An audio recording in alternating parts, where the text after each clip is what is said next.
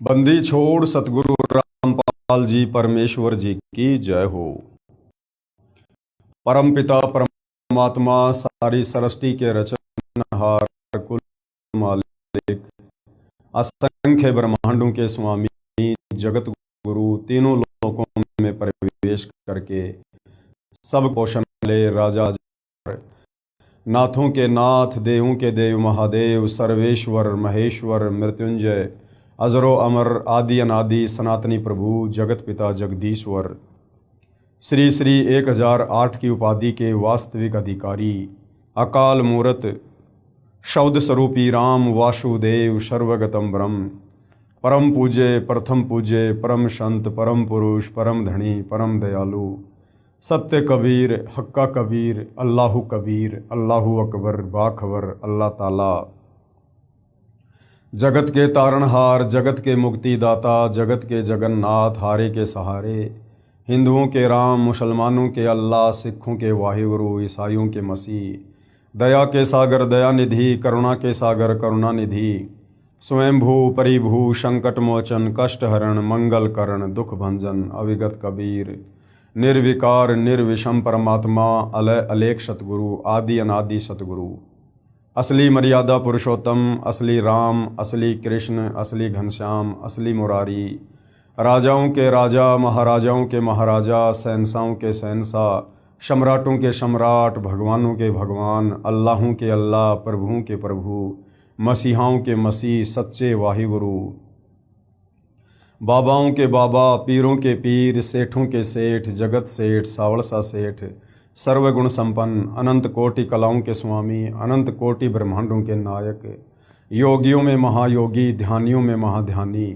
सिद्धों में परम सिद्ध ज्ञानियों में तत्वज्ञानी ब्रह्म ज्ञानी महाज्ञानी परम ज्ञानी सर्वश्रेष्ठ ज्ञानी विज्ञानी युवा कबीर समर्थ कबीर असमवात अमित ओजा सच्चे रहनुमा करीम अल्लाह सुभान अल्लाह दुनिया के अंतिम पैगंबर 8 सितंबर 1951 से गांव धनाना जिला सोनीपत हरियाणा भारतवर्ष की पावन भूमि पे प्रकट रियल कल की भगवान श्री नारायण साकार हरि श्री बाबा साहेब नूर अनंत परमात्मा सच्चे दरवेश सच्चे बाखबर संत श्रोमणी सतगुरु रामपाल जी परमेश्वर जी के चरण कमल में आप और हम सभी भाई बहनों का अनंत कोटि दंडवत प्रणाम।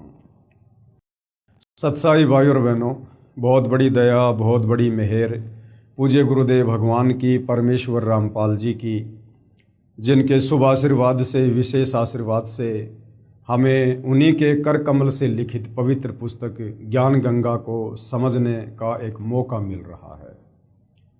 ये पवित्र पुस्तक ज्ञान गंगा परमेश्वर रामपाल जी के वचनों का सत्संगों का संग्रह है। इस पवित्र पुस्तक ज्ञान गंगा में जो भी ज्ञान परमेश्वर रामपाल जी ने डाला है सर्व धर्मशास्त्रों से प्रमाणित है। सुई के नोक रखने जितनी भी जगह आपको इस पुस्तक में कमी निकालने की नहीं मिलेगी। बाकी अपनी आधी अधूरी सोच और अज्ञानता के आधार से भले आप पूरी पुस्तक को भी रिजेक्ट कर सकते हैं, ये आपकी अपनी मर्जी है। भाई और बहनों, आज इस पवित्र पुस्तक के ऊपर हमारा 6 नंबर का वीडियो है। प्रत्येक वीडियो में गुरुदेव भगवान के आशीर्वाद से हमें अध्यात्म के विषय में भक्ति मार्ग के विषय में भक्ति और भगवान के विषय में बहुत कुछ जानने और समझने को प्राप्त हो रहा है। भाई और बहनों, आज इस पवित्र पुस्तक पर हमारा टॉपिक सृष्टि रचना को लेकर है। सृष्टि रचना वो कथा है, वो नारायण कथा है, सत्य कथा है, अमर कथा है। इस कथा को समझे बिना आप और हम किसी भी धर्म के किसी भी धर्म ग्रंथ को नहीं समझ सकते। हम अध्यात्म के निष्कर्ष को नहीं समझ सकते हैं। इसलिए सृष्टि रचना को भक्ति की शुरुआत करने से पहले बारंबार सुनना पढ़ना समझना बहुत ज़रूरी है। परमात्मा प्रेमी आत्माएं प्रथम बार जब इस अमर कथा सृष्टि रचना को सुनेंगी तो उनको लगेगा कि जैसे कोई बनावटी सी बात है, क्योंकि भाई और बहनों, सदियों से हमारे नादान ज्ञानहीन तत्व ज्ञानहीन धर्मगुरुओं ने हमें केवल शास्त्र विरुद्ध साधना का ही पाठ पढ़ाया है। हालांकि ये सृष्टि रचना टुकड़ों में हमारे धर्म ग्रंथों में शामिल है, परंतु तत्व ज्ञान के अभाव में हमारे नादान धर्मगुरु हमें सृष्टि रचना के विषय में यथार्थ जानकारी प्रदान नहीं कर पाए। इसलिए हमने शास्त्र विरुद्ध कथाओं को ही सत्य मान लिया, नारायण कथा मान लिया, सत्य कथा मान लिया। भाई और बहनों, सतगुरु रामपाल जी परमेश्वर जी ने बनावटी कथा सुनाने की कोई आवश्यकता नहीं है। अगर इस पृथ्वी पर सत्य कथा होती, अगर सृष्टि रचना का यहाँ पर सबको ज्ञान होता, तो भाई और बहनों, इस परमपिता परमेश्वर को शतलोक से चलकर 8 सितंबर 1951 को गांव धनाना में प्रकट होकर फिर 17 फरवरी 1988 को आदरणीय गरीबदास जी के 12वें पंथ में प्रवेश करके फिर सन 1994 में अपने यथार्थ 13वें कबीर पंथ को शुरू करके ये यथार्थ अमर कथा सृष्टि रचना सुनाने की आवश्यकता नहीं पड़ती। लेकिन इस सृष्टि रचना को सुने बिना, समझे बिना हम भक्ति पर कभी दृढ़ होकर लग ही नहीं सकते, हम कभी अपनी आत्मा का कल्याण करवा ही नहीं सकते। जिस प्रकार किसी भी प्रकार के ताले को खोलने के लिए एक मास्टर की होती है, उसी प्रकार किसी भी धर्म के धर्म ग्रंथ को समझने के लिए, भक्ति मार्ग को समझने के लिए हमें सृष्टि रचना रूपी मास्टर की का प्रयोग करना ही पड़ेगा। तो भाई और बहनों, पूज्य गुरुदेव भगवान के आशीर्वाद से सर्व धर्मशास्त्रों से प्रमाणित सृष्टि रचना को हम समझने का प्रयास करेंगे। आप सभी भाई बहनों ने बहुत ही धैर्य के साथ और निष्पक्ष होकर इस सृष्टि रचना को सुनना है। साथ में आपको सर्व धर्मशास्त्रों से जो प्रमाण हैं वो भी आपको दिए जाएंगे, आप जियों को दिखाए जाएंगे, ताकि आप जियों को विश्वास हो कि वास्तव में पूज्य गुरुदेव भगवान सतगुरु रामपाल जी ने जो ज्ञान हमें दिया है वो सर्व धर्मशास्त्रों से प्रमाणित ज्ञान है।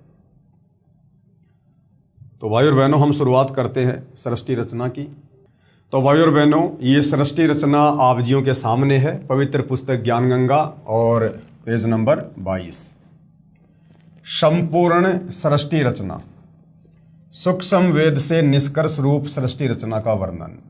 यानी ये जो सृष्टि रचना है कि परमात्मा कौन है, कैसा है, कहाँ है, कैसा दिखाई देता है, कैसे वो मिलेगा, ये सारे ब्रह्मांड, ये ग्रह, ये चांद, सूरज, ये सारे प्राणी, ये सब किसने उत्पन्न किए, क्यों उत्पन्न किए, क्या कारण है, क्यों हम यहाँ पर जन्म ले रहे हैं, मर रहे हैं, क्यों हम यहाँ पर गधे, कुत्ते, सूअर बनकर इतने कष्ट उठा रहे हैं, ये सारी जानकारी हमें सृष्टि रचना से मिलेगी।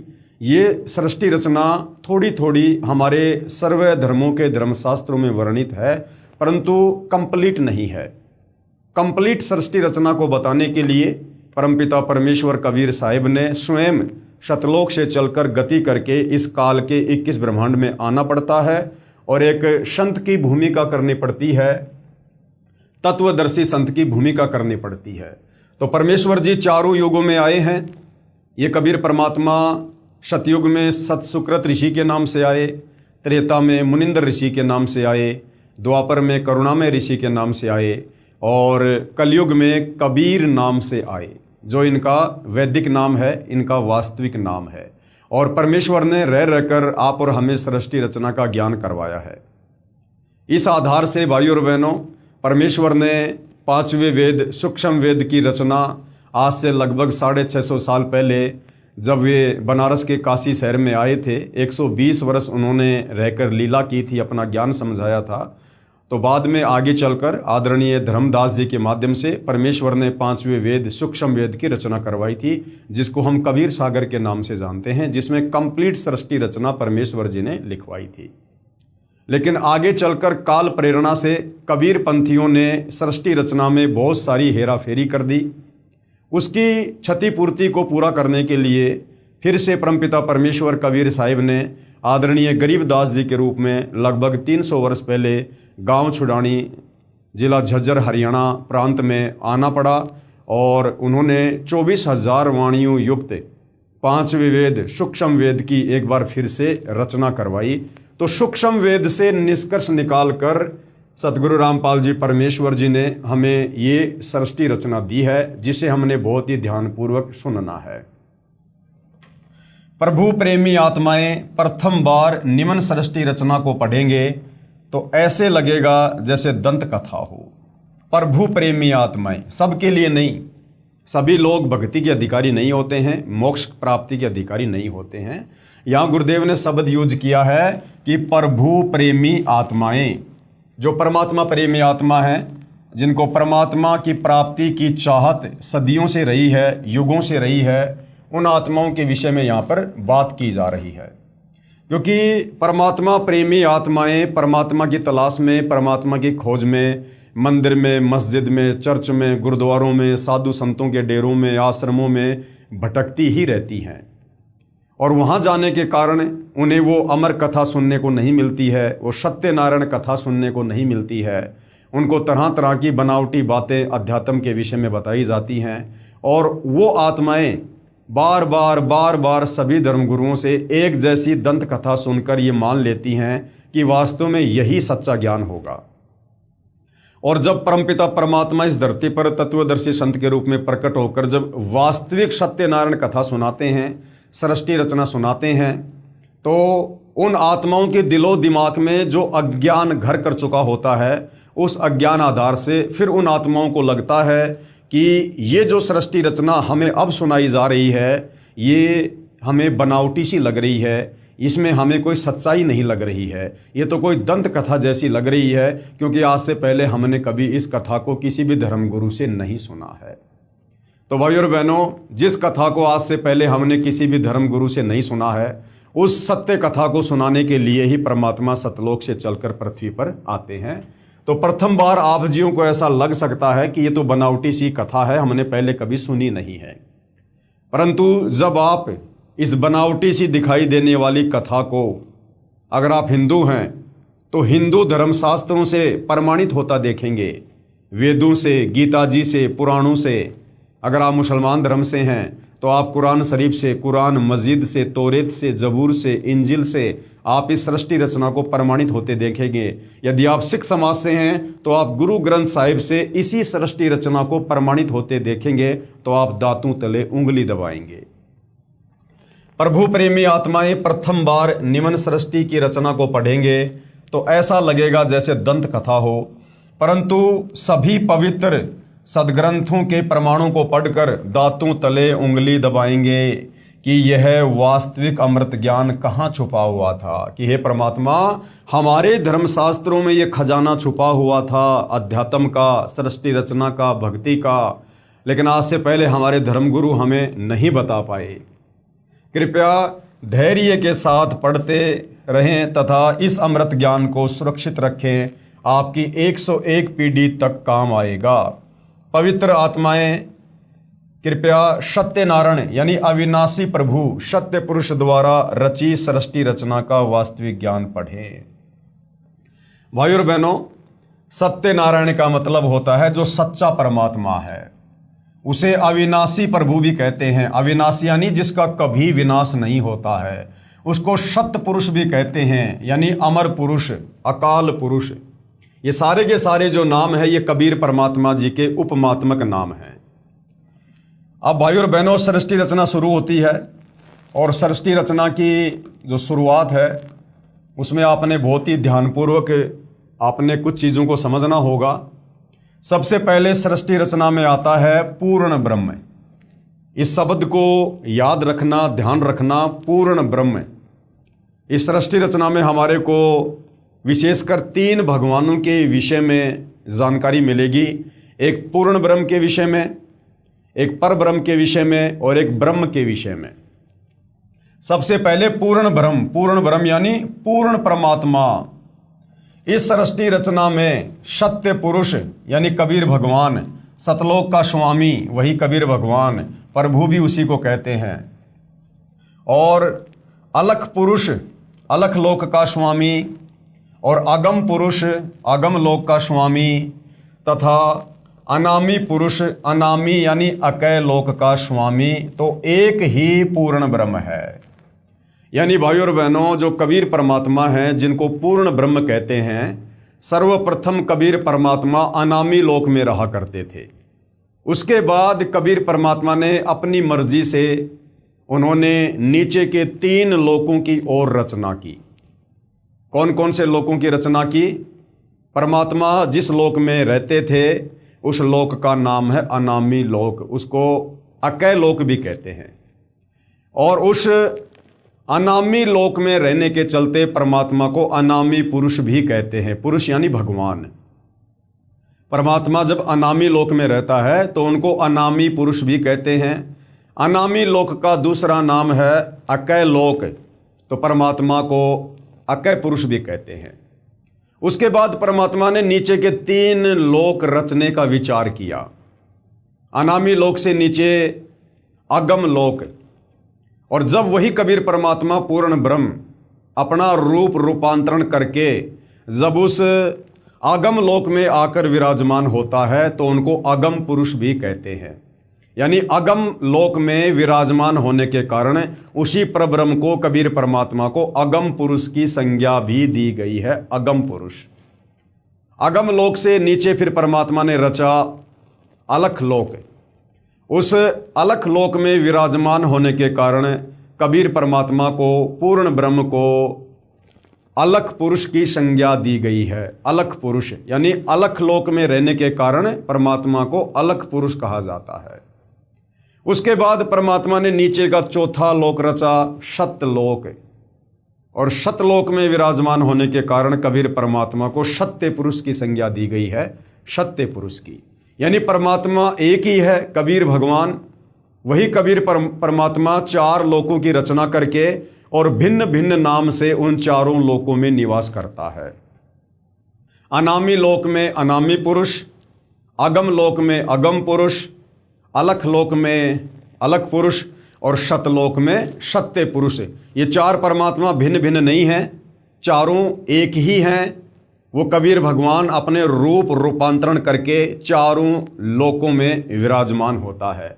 तो आप जी भ्रमित मत हो जाना, ये जो पूरी जानकारी यहाँ तक जो दी गई है ये 4 लोकों की जानकारी है। उन 4 लोकों में ये कबीर परमात्मा, ये पूर्ण ब्रह्म खुद ही अलग अलग नाम से विराजमान होता है। इस सृष्टि रचना में सत्य पुरुष यानी सतलोक का स्वामी प्रभु और अलख पुरुष यानी अलख लोक का स्वामी और अगम पुरुष यानी अगम लोक का स्वामी तथा अनामी पुरुष यानी अनामी जिसका दूसरा नाम है अकय लोक का स्वामी, तो एक ही पूर्ण ब्रह्म है यानी कबीर परमात्मा। वास्तव में अविनाशी प्रभु है, यानी जो कबीर परमात्मा है, जो पूर्ण ब्रह्म है, वो अविनाशी है, उसको मारने में कोई भी सक्षम नहीं है। जो भिन्न भिन्न रूप धारण करके अपने 4 लोकों में रहता है, जिसके अंतर्गत असंख्य ब्रह्मांड आते हैं। तो सबसे पहले हो गया पूर्ण ब्रह्म। ये याद रखना है भाई और बहनों हमने, क्योंकि हम सृष्टि रचना को समझ रहे हैं, हमने बहुत ही ध्यानपूर्वक सृष्टि रचना को समझना है। तो सबसे पहले पूर्ण ब्रह्म यानी कबीर परमात्मा जी, जो ऊपर के 4 लोक रच के 4 लोकों में खुद ही विराजमान रहते हैं। उसके बाद दूसरे नंबर का भगवान है परब्रह्म। परब्रह्म ये 7 संग ब्रह्मांड का स्वामी है, जिसका गीता अध्याय 15 श्लोक नंबर 16 में जिक्र है। ये वो परब्रह्म है जिसके 7 संग ब्रह्मांड हैं। परब्रह्म यह केवल 7 संग ब्रह्मांड का स्वामी यानी प्रभु है, मालिक है, भगवान है। यह अक्षर पुरुष भी कहलाता है। गीता अध्याय 15 श्लोक नंबर 16 में जिन 2 भगवानों का जिक्र है, क्षर पुरुष और अक्षर पुरुष, तो ये वो अक्षर पुरुष है, 7 संग ब्रह्मांड का स्वामी। परंतु यह तथा इसके ब्रह्मांड भी वास्तव में अविनाशी नहीं है। परंतु ये वास्तव में अविनाशी नहीं है, इसका भी जन्म और मृत्यु होती है। इसके 7 संग ब्रह्मांड भी उत्पत्ति और प्रलय में आते हैं। उसके बाद तीसरे नंबर का जो भगवान है वो है ब्रह्म। तीसरे नंबर का भगवान कौन है? ये ब्रह्म। ये है भाइयों और बहनों काल। इस ब्रह्म को काल भी कहते हैं। ये ब्रह्मा विष्णु महेश का पिता है, ये दुर्गा का पति है, और महाभारत के युद्ध में गीता जी का ज्ञान श्री कृष्ण जी के शरीर में प्रवेश करके इसी ब्रह्म ने दिया था।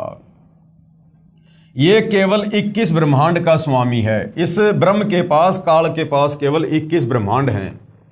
इसे क्षर पुरुष यानी ज्योति निरंजन तथा काल आदि उपमा से जाना जाता है, तथा इसके सर्व ब्रह्मांड नाशवान है, अर्थात 21 ब्रह्मांड भी उत्पत्ति और प्रलय में हैं।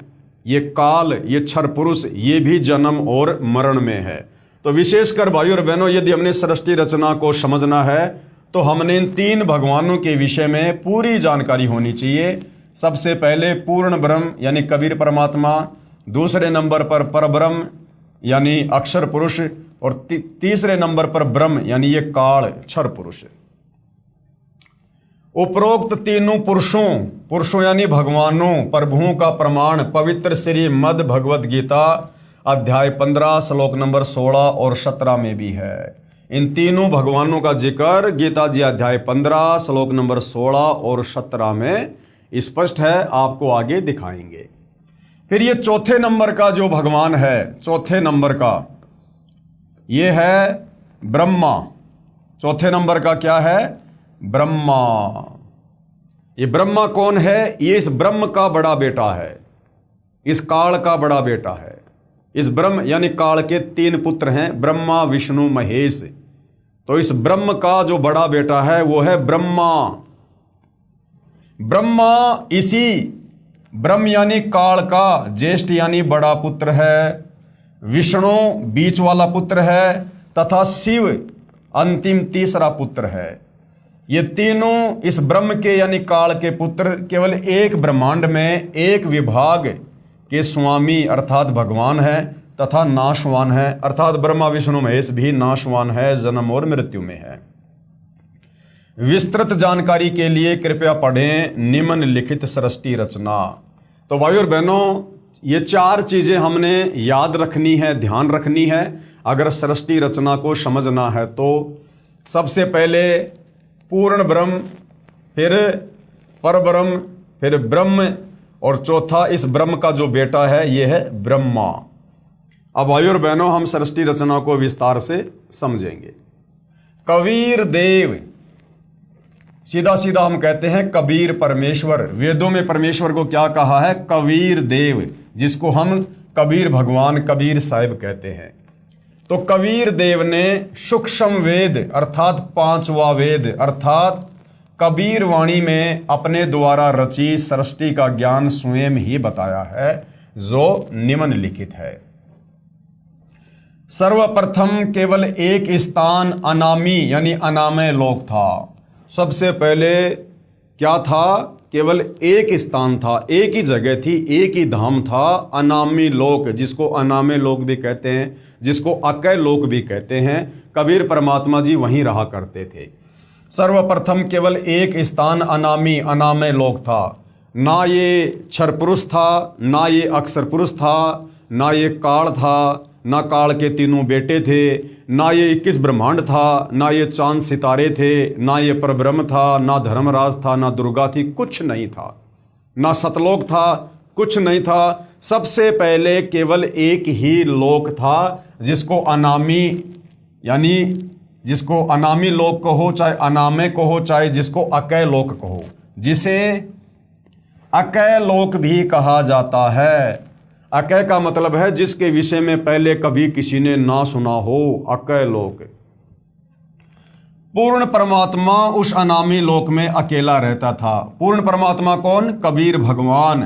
पूर्ण ब्रह्म उस अनामी लोक में अकेला रहता था।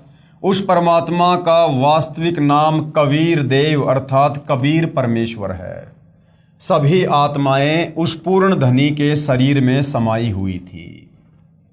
आप और हम जितनी भी आत्माएं हैं, यहाँ जो गधा, कुत्ता, सुअर, मक्खी, मच्छर, 84 लाख योनियों में, ये पेड़ पौधों की योनियाँ, जल में रहने वाले जीव, स्त्री पुरुष, और ये जो अक्षर पुरुष है परब्रह्म, जिसके 7 संग ब्रह्मांड है, इसके लोक में जितनी भी आत्माएं हैं और शतलोक में जितनी आत्माएं हैं, हम सभी आत्माएं इसी कबीर परमात्मा के शरीर में सूक्ष्म रूप में समाई हुई थी। सभी आत्माएं उस पूर्ण धनी के शरीर में समाई हुई थी। इसी कबीर देव का उपमात्मक पदवी का नाम अनामी पुरुष है। इसी कबीर परमात्मा को अनामी लोक में रहने के कारण अनामी पुरुष यानी अनामी भगवान भी कहते हैं। पुरुष का अर्थ है प्रभु, और उस प्रभु ने मनुष्यों को अपने ही स्वरूप में बनाया है, इसलिए मानव का नाम भी पुरुष पड़ा है। जैसे हमें कह दिया जाता है ना कि पुरुष, स्त्री और पुरुष, तो हमें पुरुष क्यों कहा जाता है? वैसे तो पुरुष का मतलब है भगवान परमात्मा, लेकिन हमें भी यहाँ पर क्या कह दिया जाता है? पुरुष। क्यों कहा जाता है? क्योंकि हमें उसी कबीर परमात्मा जी ने, जो वास्तव में पुरुष है, एकमात्र सारी सृष्टि में पुरुष तो वही है, बाकी सब उसकी आत्मा है, तो उसी कबीर पुरुष ने आप और हमें अपने वचन से उत्पन्न किया, इसलिए हमें भी यहाँ पर पुरुष कहा जाता है। लेकिन असल में पुरुष वो कबीर परमात्मा ही है। प्रभु ने मनुष्यों को अपने ही स्वरूप में बनाया है, इसलिए मानव का नाम भी पुरुष ही पड़ा है। अनामी पुरुष के एक रोम यानी शरीर के बाल का प्रकाश। अनामी पुरुष कौन? कबीर परमात्मा जी। अनामी लोक में रहने के कारण उनको अनामी पुरुष कहा जाता है। उस कबीर परमात्मा के शरीर के एक बाल में, रोमकूप यानी एक बाल में कितनी रोशनी है? अनामी पुरुष के एक रोम यानी शरीर के बाल का प्रकाश शंख सूर्यों की रोशनी से भी अधिक है। पूरी बॉडी पर 3.5 करोड़ रोमकूप होते हैं। और कबीर परमात्मा पूर्ण प्रभु जो अनामी लोक में रहता है, जिसको अनामी पुरुष की संज्ञा भी दी गई है, उस परमेश्वर की अनामी लोक में इतनी चमक है, इतना नूर है उनके शरीर का, कि एक बाल में शंख सूरज के जितना प्रकाश है। हम जो ये सूर्य देखते हैं ना, शंख, शंख का मतलब नील, पद्म, शंख, तो शंख सूर्यों जितना प्रकाश उस परमात्मा के एक बाल में है। और टोटल शरीर पर 3.5 करोड़ बाल हैं, तो सोचिए परमेश्वर का नूर कितना तेज होगा अनामी लोक में। विशेष, जैसे किसी देश के आदरणीय प्रधानमंत्री जी का शरीर का नाम, तो ये जो शतलोक है वहाँ की जो रचना है उसकी जानकारी दी हुई है। इसको हम आगे पढ़ेंगे, बाद में पढ़ेंगे। पहले हमें परमात्मा जो समझाना चाह रहे हैं वो हम समझते हैं। जैसे किसी भी देश के प्रधानमंत्री का नाम तो अन्य होता है, अलग ही होता है, तथा उसके पद का उपमात्मक नाम प्रधानमंत्री होता है। जैसे वर्तमान में 2026 में हमारे भारत देश के प्रधानमंत्री का वास्तविक नाम है नरेंद्र दामोदर दास मोदी, लेकिन हम उनको प्रधानमंत्री भी कह देते हैं, क्योंकि प्रधानमंत्री उनकी पदवी का नाम है, उनकी पोस्ट का नाम है। इसी प्रकार जो कबीर परमात्मा है, वास्तव में उनका नाम है कबीर देव, लेकिन अनामी लोक में रहने के कारण उस परमात्मा को अनामी पुरुष की संज्ञा भी दी गई है। फिर वही कबीर परमात्मा जब अगम लोक में आके विराजमान होता है तो उनको अगम पुरुष की संज्ञा दी जाती है। फिर वही कबीर परमात्मा जब अलख लोक में आके विराजमान होता है तो उनको अलग पुरुष की संज्ञा दी जाती है। और वही कबीर परमात्मा जब सतलोक में आकर विराजमान होता है तो उनको सत्य पुरुष की संज्ञा दी जाती है। और जैसे जैसे परमात्मा नीचे के लोकों में विराजमान होते हैं, वैसे वैसे उनकी शक्ति में अंतर होता चला जाता है। जैसे मान लीजिए कई बार हमारे देश के प्रधानमंत्री जो अन्य जो मंत्री पद होते हैं जो कैबिनेट के, वो भी अपने अंडर में ही रख लेते हैं। जैसे भारत के गृह मंत्री का जो पद होता है, कई बार प्रधानमंत्री जी अपने अंडर में वो जो है वो रख लेते हैं। तो जब वही प्रधानमंत्री उस गृह मंत्री वाली पोस्ट के हिसाब से जब कहीं पर सिग्नेचर करेगा तो उनकी शक्ति प्रधानमंत्री की तुलना में डाउन हो जाती है, कम हो जाती है। तो इसी प्रकार ये कबीर परमात्मा जो नीचे के 3 लोकों में विराजमान होता है, तो वहां परमेश्वर के शरीर की रोशनी में भी अंतर होता चला जाता है। जैसे भारत देश के प्रधानमंत्री का नाम तो अन्य होता है, तथा उसका जो पद होता है यानी जो उपमात्मक पदवी का नाम है वो प्रधानमंत्री होता है।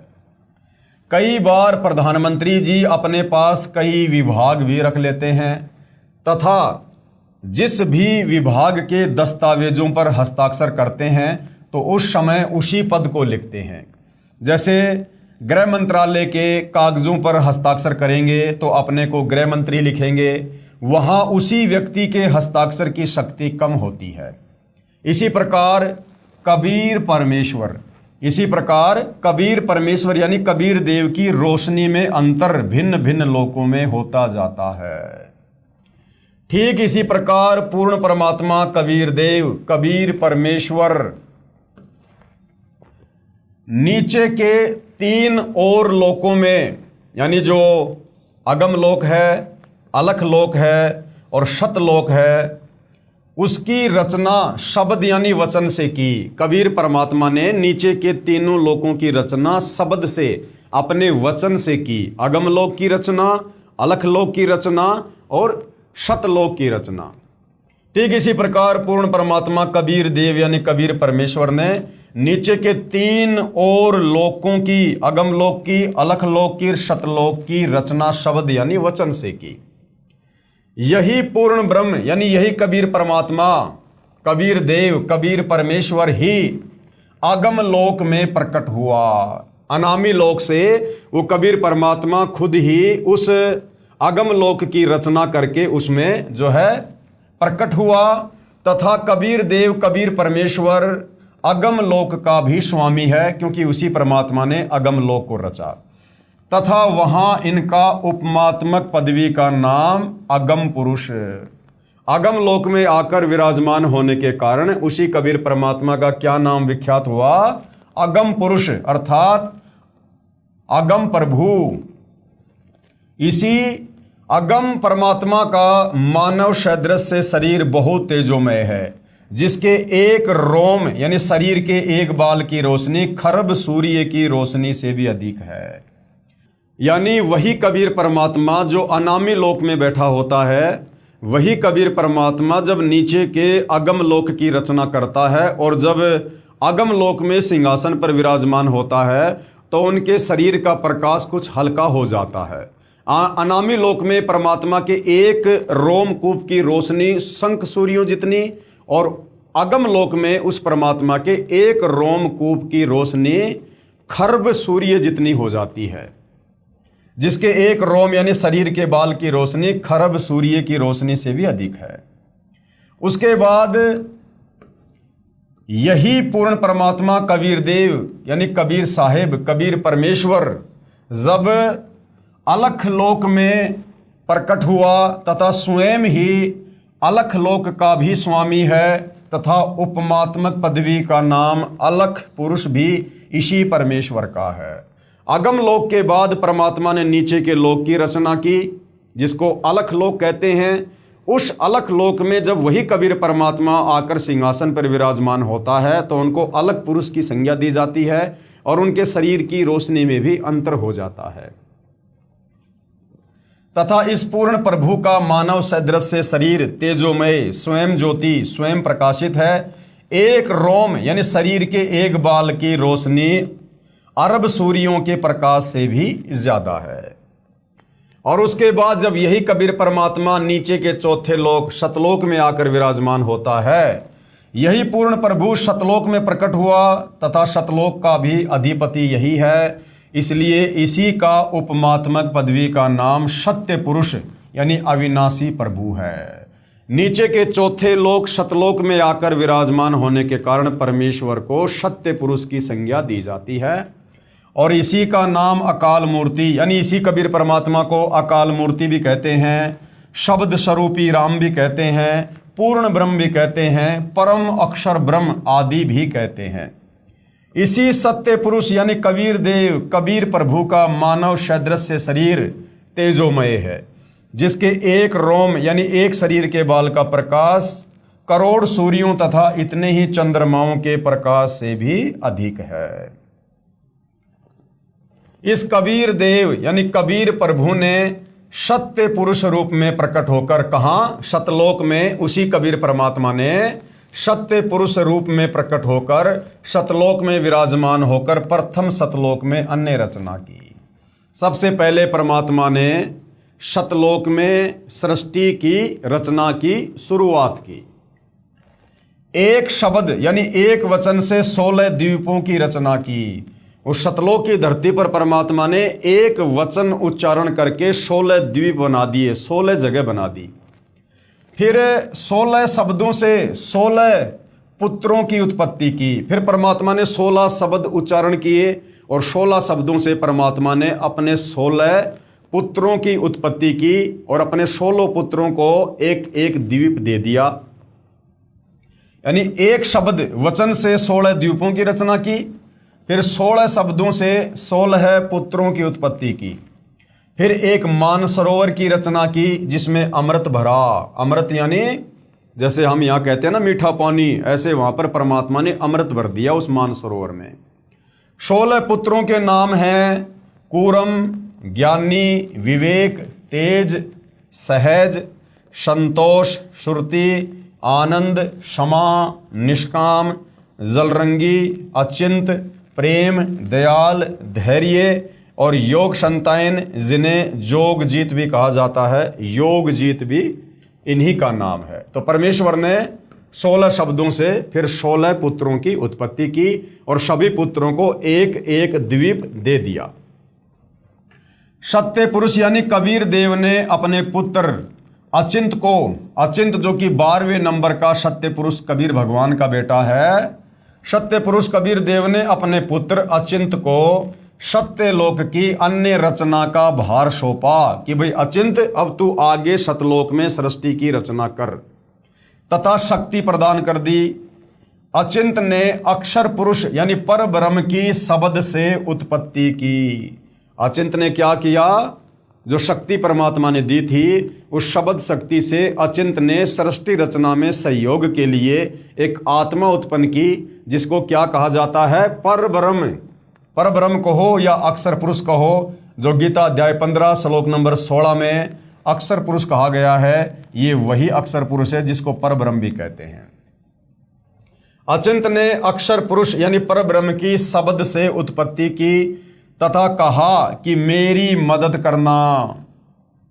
अक्षर पुरुष नहाने के लिए स्नान करने मानसरोवर पर चला गया, वहां आनंद आया तथा सो गया, लंबे समय तक बाहर नहीं आया। तब अचिंत की प्रार्थना पर अक्षर पुरुष को नींद से जगाने के लिए कबीर देव, कबीर परमेश्वर ने उसी मानसरोवर से कुछ अमृत जल लेकर एक अंडा बनाया तथा उस अंडे में एक आत्मा प्रवेश की तथा अंडे को मानसरोवर के अमृत जल में छोड़ा। जब काफी समय बीत गया तो कबीर परमात्मा जी ने अचिंत से कहा कि भाई अचिंत, आप सृष्टि रचना क्यों नहीं रच रहे? तो अचिंत ने कहा कि भगवान, मैंने एक आत्मा उत्पन्न की थी अक्षर पुरुष को, पर ब्रह्म को सहयोगी के लिए, लेकिन वो तो मानसरोवर में जाकर सो गया और वो तो वहां से उठ नहीं पा रहा है। ये परमात्मा, आप उसे निंद्रा से उठाइए। तो कबीर परमात्मा जी ने उसी मानसरोवर से थोड़ा सा जल अपने हाथ में लिया, अपनी वचन शक्ति से एक अंडा बनाया, उस अंडे में एक आत्मा प्रवेश की, उस आत्मा को उस मानसरोवर के जल में छोड़ दिया। अंडे की गड़गड़ाहट से अक्षर पुरुष की निंद्रा भंग हो गई। जब वो अंडा मानसरोवर के अंदर छोड़ा गया तो अंडे की गड़गड़ाहट की आवाज से अक्षर पुरुष यानी परब्रह्म की निंद्रा भंग हो गई। उसने अंडे को क्रोध से देखा, जिस कारण से अंडे के 2 भाग हो गए, यानी अंडा फूट गया। उसमें से ज्योति निरंजन, जिसको क्षर पुरुष भी कहते हैं, वो निकला, जो आगे चलकर काल कहलाया। उस अंडे में से कौन आत्मा निकली? क्षर पुरुष, जिसको आगे चलकर काल की संज्ञा दी गई है। यही ब्रह्मा विष्णु महेश का पिता, दुर्गा का पति, 21 ब्रह्मांड का नकली भगवान, जिसके जाल में आप और हम सभी फंसे पड़े हैं, इसकी उसी अंडे से उत्पत्ति कबीर भगवान ने सतलोक में की थी। उसमें से ज्योति निरंजन क्षर पुरुष निकला, जो आगे चलकर काल कहलाया। इसका वास्तविक नाम कैल है, कैल, और साधारण भाषा में हम इसको काल कह देते हैं। तब सत्य पुरुष यानी कबीर देव ने आकाशवाणी की कि आप दोनों बाहर आ जाओ, कि भाई क्षर पुरुष और अक्षर पुरुष आप दोनों बाहर आ जाओ तथा अचिंत के द्वीप में रहो। और उनको क्या आज्ञा दे दी कि तुम दोनों, काल और ये परब्रह्म, क्षर पुरुष और अक्षर पुरुष, तुम दोनों अचिंत के लोक में रहो, तुम तीनों एक साथ रहो। आज्ञा पाकर अक्षर पुरुष तथा क्षर पुरुष यानी काल दोनों अचिंत के द्वीप में रहने लगे। बच्चों की नालायकी उन्हीं को दिखाई कि कहीं फिर प्रभुता की तड़फ ना बन जाए, क्योंकि भाई और बहनों, जीव जीव ही होता है और परमात्मा परमात्मा ही होता है। जीव चाहे परमात्मा के 16 पुत्र क्यों ना है, वो भी जीव कैटेगरी में है। तो परमेश्वर ने पहले ही सृष्टि रचना का भार अपने पुत्र अचिंत को सौंपकर और उसकी असमर्थता शतलोक में अपने सभी उन पुत्रों को दिखाकर ये साबित कर दिया कि आगे तुम मेरे द्वारा की गई किसी भी रचना में टांग मत अड़ाना। जो काम परमात्मा कर सकता है वो जीव नहीं कर सकता है। बच्चों की नालायकी उन्हीं को दिखाई कि कहीं फिर प्रभुता की तरफ ना बन जाए, क्योंकि समर्थ बिन कार्य सफल नहीं होता। फिर पूर्ण धनी कबीर देव ने सर्व रचना स्वयं की। उसके बाद परमात्मा ने सतलोक में जो भी रचना करनी थी वो उन्होंने स्वयं अपनी वचन शक्ति से की। अपनी शब्द शक्ति से एक राजेश्वरी, जिसको राष्ट्री भी कहते हैं, शक्ति उत्पन्न की, जिससे सभी ब्रह्मांडों को स्थापित किया। इसी को पराशक्ति परानंदनी भी कहते हैं, जो सभी सिद्धियों की स्वामी है। पूर्ण ब्रह्म ने यानी कबीर भगवान ने सर्व आत्माओं को अपने ही अंदर से अपनी वचन शक्ति से अपने मानव शरीर सदृश से उत्पन्न किया। उसके बाद कबीर देव जी ने हम सभी आत्माओं को, जितने भी आत्माएं ब्रह्मांडों में हैं, काल के ब्रह्मांड में, अक्षर पुरुष के ब्रह्मांड में, शतलोक में, सभी आत्माओं को परमात्मा ने अपने शरीर से अपनी वचन शक्ति से उत्पन्न किया और अपने जैसे मानव सदृश से रूप में उत्पन्न किया। प्रत्येक हंस आत्मा का परमात्मा जैसा ही शरीर रचा, जिसका तेज 16 सूर्यों जैसा मानव सदृश से है। और प्रत्येक आत्मा के शरीर का जो तेज था, जो रोशनी थी, वो 16 सूर्यों जितना था। जैसे सूरज है यहाँ पर, ऐसे ऐसे 16 सूर्यों जितना तेज सतलोक में प्रत्येक आत्मा के शरीर का है। परंतु परमेश्वर के शरीर के एक रोमकूप का प्रकाश करोड़ों सूर्यों से भी ज्यादा है। लेकिन कबीर परमात्मा के शरीर का प्रकाश, आप और हम हंस आत्माएं जो सतलोक में थी, उनके शरीर के प्रकाश से कोई असंख्यों गुना ज्यादा प्रकाश है। बहुत समय उपरांत क्षर पुरुष यानी जो काल ज्योति निरंजन, जिसको परमात्मा ने अंडे में प्रवेश करके और अक्षर पुरुष को जगाने के लिए मानसरोवर के जल में छोड़ा था, जिसको क्षर पुरुष की संज्ञा दी गई है, जिसको काल भी कहा जाता है। तो काफी समय उपरांत उस क्षर पुरुष, उस काल के मन में एक खरपतवार आई। क्या खरपतवार आई? काफी समय उपरांत क्षर पुरुष यानी ज्योति निरंजन ने सोचा कि हम तीनों, कौन? अचिंत और अक्षर पुरुष और वे क्षर पुरुष, एक ही द्वीप में रह रहे हैं। कि हम 3 भाई तो एक ही द्वीप में रह रहे हैं और हमारे बाकी जो 15 भाई हैं वो अलग अलग द्वीप में रह रहे हैं, तथा अन्य एक एक द्वीप में रह रहे हैं। मैं भी साधना यानी भक्ति करके अलग द्वीप प्राप्त करूंगा। उसने ऐसा विचार करके एक पैर पर खड़ा होकर 70 युग तक तप किया। हालांकि भाई और बहनों, सतलोक में समय नहीं है, लेकिन यहाँ जितना समय एक युग बीतने में लगता है, जैसे यहाँ पर जो चारों युगों का समय है वो 43,20,000 वर्ष का समय है। सतयुग, त्रेता, द्वापर, कलयुग, चारों युगों का कुल समय है 43,20,000 वर्ष। ऐसे ऐसे 70 युग तक, इतने समय तक उस काल ने, ज्योति निरंजन ने, क्षर पुरुष ने सतलोक में अलग से भूमि प्राप्त करने के लिए, जगह प्राप्त करने के लिए उसने एक पैर पर खड़ा होकर तप करना शुरू कर दिया। अब आगे गुरुदेव भगवान क्या समझा रहे हैं? आत्माएं काल के जाल में कैसे फंसी। फिर सतलोक में परमात्मा ने जो असंख्य आत्माएं अपने शरीर से, अपने वचन से उत्पन्न की थी, वो आत्माएं फिर इस काल के जाल में, इस क्षर पुरुष के जाल में, इस ज्योति निरंजन के जाल में कैसे फंसी और कैसे हम यहां अपने कर्म फोड़ने के लिए आ गए। आत्माएं काल के जाल में कैसे फंसी? विशेष जब ब्रह्म यानी ये काल, जिसको ब्रह्म भी कहते हैं, ज्योति निरंजन भी कहते हैं, जब ये सतलोक में तप कर रहा था, हम सभी आत्माएं जो आज ज्योति निरंजन के 21 ब्रह्मांड में रहते हैं, इसकी साधना पर आसक्त हो गए। ये जो एक पैर पे खड़ा होकर तप कर रहा था, तो हम सभी आत्माएं इसके ऊपर आसक्त हो गए। तथा हृदय से इसे चाहने लगे, अपने सुखदायी प्रभु सत्य पुरुष से विमुख हो गए। यानी कबीर परमात्मा से आस्था हटा ली और हमारी आस्था इस काल में लग गई जो ये तप कर रहा था, जिस कारण से पतिव्रता पद से गिर गए। पूर्ण प्रभु ने यानी कबीर परमात्मा जी ने बार बार सावधान करने पर भी हमारी आसक्ति इच्छर पुरुष यानी काल से नहीं हटी। यही प्रभाव आज भी काल सृष्टि में विद्यमान है। जैसे नौजवान बच्चे फिल्म स्टारों यानी अभिनेताओं तथा अभिनेत्रियों की बनावटी अदाओं तथा अपने रोजगार मकसद से कर रहे भूमिका पर अति आसक्त हो जाते हैं, रोकने से भी नहीं रुकते। यदि कोई अभिनेता या अभिनेत्री निकटवर्ती शहर में आ जाए तो देखे उन नादान बच्चों की भीड़ केवल दर्शन करने के लिए बहु संख्या में एकत्रित हो जाती हैं। लेना एक न देने दो, रोजी रोटी अभिनेता कमा रहे हैं, नौजवान बच्चे लुट रहे हैं। माता पिता कितना ही समझाएं किंतु बच्चे नहीं मानते, कहीं न कभी लुक छिप कर जाते ही रहते हैं। इसी प्रकार कबीर परमात्मा जी ने हमें सतलोक में बहुत सावधान किया, बार बार आकाशवाणी की कि बच्चों ये अपने कर्म फोड़ रहा है, ये जो काल है जो तप कर रहा है, ये मनमानी कर रहा है, तुम इसके ऊपर ध्यान मत दो, तुम आराम से रहो, तुम्हारे पास में किस चीज़ की कमी है।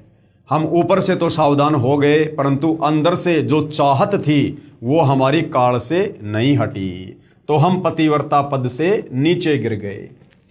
पूर्ण ब्रह्म कबीर देव कबीर प्रभु ने क्षर पुरुष से पूछा, उस काल से पूछा कि बोलो क्या चाहते हो, कि भैया तप क्यों कर रहा है। सत्युग के बाद परमात्मा ने पूछा कि आप क्या चाहते हो, तो उसने कहा कि पिताजी ये स्थान मेरे लिए बहुत कम है, मुझे अलग से द्वीप प्रदान करने की कृपा करें। तो हक्का कबीर यानी सत्य कबीर ने उसे 21 ब्रह्मांड प्रदान कर दिए। कितने ब्रह्मांड प्रदान कर दिए? 21 ब्रह्मांड प्रदान कर दिए।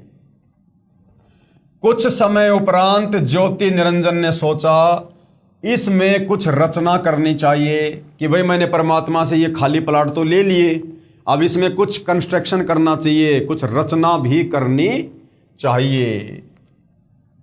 खाली ब्रह्मांड यानी प्लाट किस काम के, ये विचार करके 70 युग तप करके पूर्ण परमात्मा कबीर देव कबीर प्रभु से रचना सामग्री भी यानी उसने रचना सामग्री की याचना की। सत्य पुरुष ने उसे 3 गुण तथा 5 तत्व प्रदान कर दिए। 3 गुण कौन से? रजगुण, सतगुण, तमगुण और 5 तत्व है अग्नि, पृथ्वी, जल, आकाश और वायु। ये 3 गुण और 5 तत्व परमात्मा जी ने उस काल को प्रदान कर दिए, जिससे ब्रह्म यानी ज्योति निरंजन ने अपने ब्रह्मांडों में कुछ रचना की। फिर सोचा कि इसमें जीव भी होने चाहिए, अकेले का दिल नहीं लगता। ये विचार करके 64 युग तक फिर तप किया। पूर्ण परमात्मा कबीर देव के पूछने पर बताया कि मुझे कुछ आत्मा दे दो, मेरा अकेले का दिल नहीं लग रहा है। तब सत्य पुरुष यानी कबीर देव कबीर परमेश्वर ने कहा कि भाई ब्रह्म, हे काल, तेरे तप के प्रतिफल में मैं तुझे और ब्रह्मांड दे सकता हूं कि तेरे को अगर और द्वीप चाहिए और ब्रह्मांड चाहिए तो ले ले, परंतु मेरी आत्माओं को किसी भी जप तप साधना के फल रूप में नहीं दे सकता। हाँ, यदि कोई अपनी इच्छा से तेरे साथ जाना चाहे तो वह जा सकता है। युवा कबीर समर्थ कबीर के वचन सुनकर ये ज्योति निरंजन ये काल हमारे पास आया। हम सभी हंसात्मा पहले से ही उस पर आसक्त थे, हम उसे चारों तरफ से घेर कर खड़े हो गए। ज्योति निरंजन ने कहा कि मैंने पिताजी से अलग 21 ब्रह्मांड प्राप्त कर लिए, वहाँ नाना प्रकार के रमणीय स्थल बनाए हैं। अब ये काल हमारे पास में आया और ये हमारे को भ्रमित करने लगा कि मैंने पिताजी से ऐसे ऐसे 21 ब्रह्मांड प्राप्त कर लिए हैं और इन 21 ब्रह्मांडों में मैंने 3 गुण और 5 तत्वों से बहुत ही बढ़िया बढ़िया जगह बनाई है, घूमने की फिरने की बहुत ही मनोरंजन वाली जगह बनाई है, बड़े बड़े बाग बगीचे बनाए हैं मैंने। क्या आप लोग मेरे साथ चलोगे? हम सभी हंसों ने जो आज 21 ब्रह्मांडों में परेशान हैं, यानी आज हम यहाँ कोई गधा बन रहा, कोई कुत्ता बन रहा, कोई इंसान है, कोई स्त्री है, कोई पुरुष है, कोई किन्नर है, कोई शुअर बन के गोबर खा रहा है, कोई देव देवता बन के थोड़े समय के लिए ऊपर बैठा हुआ है, हम सभी आत्माओं ने स्वीकृति दे दी। हम सभी हंसों ने जो आज 21 ब्रह्मांडों में परेशान है, कहा कि हम तैयार हैं, यदि पिताजी आज्ञा दें तब क्षर पुरुष पूर्ण ब्रह्म कबीर देव के पास गया तथा सर्वय वार्ता कही। तब कबीर अग्नि, यानी वेदों में परमात्मा को कबीर अग्नि भी कहा गया है, तब कबीर अग्नि अर्थात कबीर परमेश्वर ने कहा कि मेरे सामने स्वीकृति देने वाले को आज्ञा दूंगा। अब ये काल इसने क्या किया, ये कबीर परमात्मा जी के पास में गया और कहा कि परमात्मा जी, बहुत सारी आत्माएं हैं जो मेरे साथ 21 ब्रह्मांडों में जाना चाहती हैं। तो कबीर परमेश्वर ने कहा, भाई अगर वो आत्माएं मेरे सामने स्वीकृति दे देंगी तो मैं उनको तेरे साथ में भेज सकता हूं। क्षर पुरुष यानी ये काल तथा परम अक्षर पुरुष यानी कबीर परमात्मा, जिनको कबीर अमित ओझा भी कहा गया है, यानी जिसकी शक्ति का कोई वार पार नहीं, वह कबीर दोनों हम सभी हंसात्माओं के पास आए। कौन? क्षर पुरुष और परम अक्षर पुरुष, ये काल और कबीर परमात्मा दोनों हम सभी हंसात्माओं के पास आए। और सत कबीर देव ने कहा कि जो हंसात्मा इस ब्रह्म के साथ जाना चाहता है, हाथ ऊपर करके स्वीकृति दे दे। अपने पिता के सामने किसी की हिम्मत नहीं हुई, किसी ने स्वीकृति नहीं दी। बहुत समय तक सन्नाटा छाया रहा। एक आत्मा ने किया, जी मैं जाना चाहता हूं। बहुत देर बाद एक हंस आत्मा ने हाथ खड़ा किया और कहा कि पिताजी, इस क्षर पुरुष के साथ में मैं जाना चाहता हूं। फिर तो उसकी देखा देखी जो आज काल ब्रह्म के 21 ब्रह्मांडों में फंसी हैं, हम सभी आत्माओं ने स्वीकृति दे दी। परमेश्वर कबीर जी ने ज्योति निरंजन से कहा कि आप अपने स्थान पर जाओ, कि भाई क्षर पुरुष तू तेरे 21 ब्रह्मांडों में जा। जिन्होंने तेरे साथ जाने की स्वीकृति दी है, मैं उन सभी हंस आत्माओं को आपके पास भेज दूंगा। ज्योति निरंजन अपने 21 ब्रह्मांडों में चला गया। उस समय तक यह 21 ब्रह्मांड सतलोक में ही थे, यानी सतलोक के ही एक कोने में परमात्मा ने इसको 21 ब्रह्मांड दिए थे। तो परमात्मा जी ने कहा कि भाई क्षर पुरुष तू तेरे 21 ब्रह्मांड में जा, और जिन जिन आत्माओं ने तेरे साथ में जाने के लिए हाथ खड़ा किया है, उन सब के नंबर मेरे कंप्यूटर में आ गए हैं और मैं अपने हिसाब से तेरे पास उन सभी आत्माओं को भेज दूंगा। तत्पश्चात पूर्ण ब्रह्म ने यानी कबीर परमात्मा जी ने सर्वप्रथम स्वीकृति देने वाले हंस को लड़की का रूप दिया। जिसने सबसे पहले काल के 21 ब्रह्मांड में जाने के लिए हाथ खड़ा किया था, परमात्मा ने उसको एक सुंदर लड़की का रूप दिया। परंतु स्त्री इंद्री नहीं रची, लेकिन उसको जनेंद्री नहीं लगाई। तथा सर्व आत्माओं को जिन्होंने ज्योति निरंजन यानी ब्रह्म के साथ जाने की सहमति दी थी, उस लड़की के शरीर में प्रवेश कर दिया। सूक्ष्म रूप में परमात्मा ने बाकी सभी आत्माओं को जिन्होंने हाथ खड़े किए थे, उस प्रथम हाथ खड़ा करने वाले हंस के, जिसको परमात्मा ने लड़की का रूप बना दिया था, उसके अंदर प्रवेश कर दिया, उस लड़की के शरीर में प्रवेश कर दिया। तथा उसका नाम आस्ट्रा, उसका नाम क्या रखा परमात्मा ने? जिसने सबसे पहले हाथ खड़ा किया था, जिसका परमात्मा ने सुंदर लड़की का रूप बनाया, उसका नाम आस्ट्रा यानी आदि माया, जिसको प्रकृति देवी भी कहते हैं गीता जी में, जिसको हम दुर्गा देवी कहते हैं। दुर्गा शेरा वाली, इस शेरा वाली दुर्गा ने सबसे पहले सतलोक में हाथ खड़ा किया था। दुर्गा ये आगे जाके कहलाई है। सतलोक में केवल ही एक ये हंस आत्मा था, जिसका परमात्मा ने आगे चलकर लड़की का रूप बनाया और फिर आगे चलकर इसका नाम दुर्गा पड़ा। तथा सत्य पुरुष यानी कबीर देव जी ने कहा कि बेटी, मैंने तेरे को शब्द शक्ति प्रदान कर दी है। जितने जीव ये ब्रह्म कहे आप उत्पन्न कर देना। पूर्ण ब्रह्म कबीर देव यानी कबीर साहेब अपने पुत्र सहजदास के द्वारा प्रकृति को क्षर पुरुष के पास भिजवा दिया।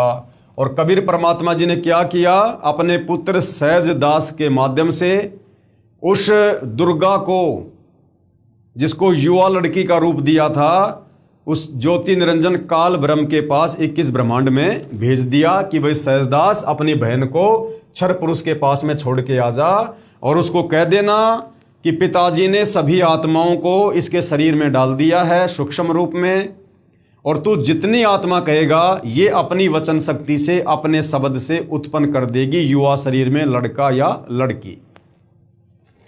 सहजदास जी ने ज्योति निरंजन को बताया कि पिताजी ने इस बहन के शरीर में उन सभी आत्माओं को प्रवेश कर दिया है जिन्होंने आपके साथ जाने की सहमति व्यक्त की थी, तथा इसको पिताजी ने वचन शक्ति प्रदान की है। आप जितने जीव चाहोगे प्रकृति यानी ये दुर्गा अपने शब्द से उत्पन्न कर देगी।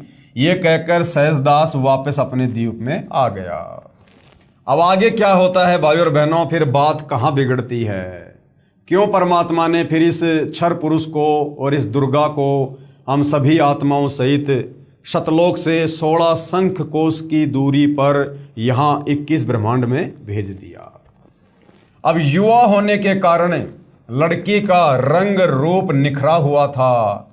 ब्रह्म यानी काल के अंदर विषय वासना उत्पन्न हो गई तथा प्रकृति देवी के साथ अभद्र गतिविधि प्रारंभ की, यानी छेड़छाड़ करने लगा।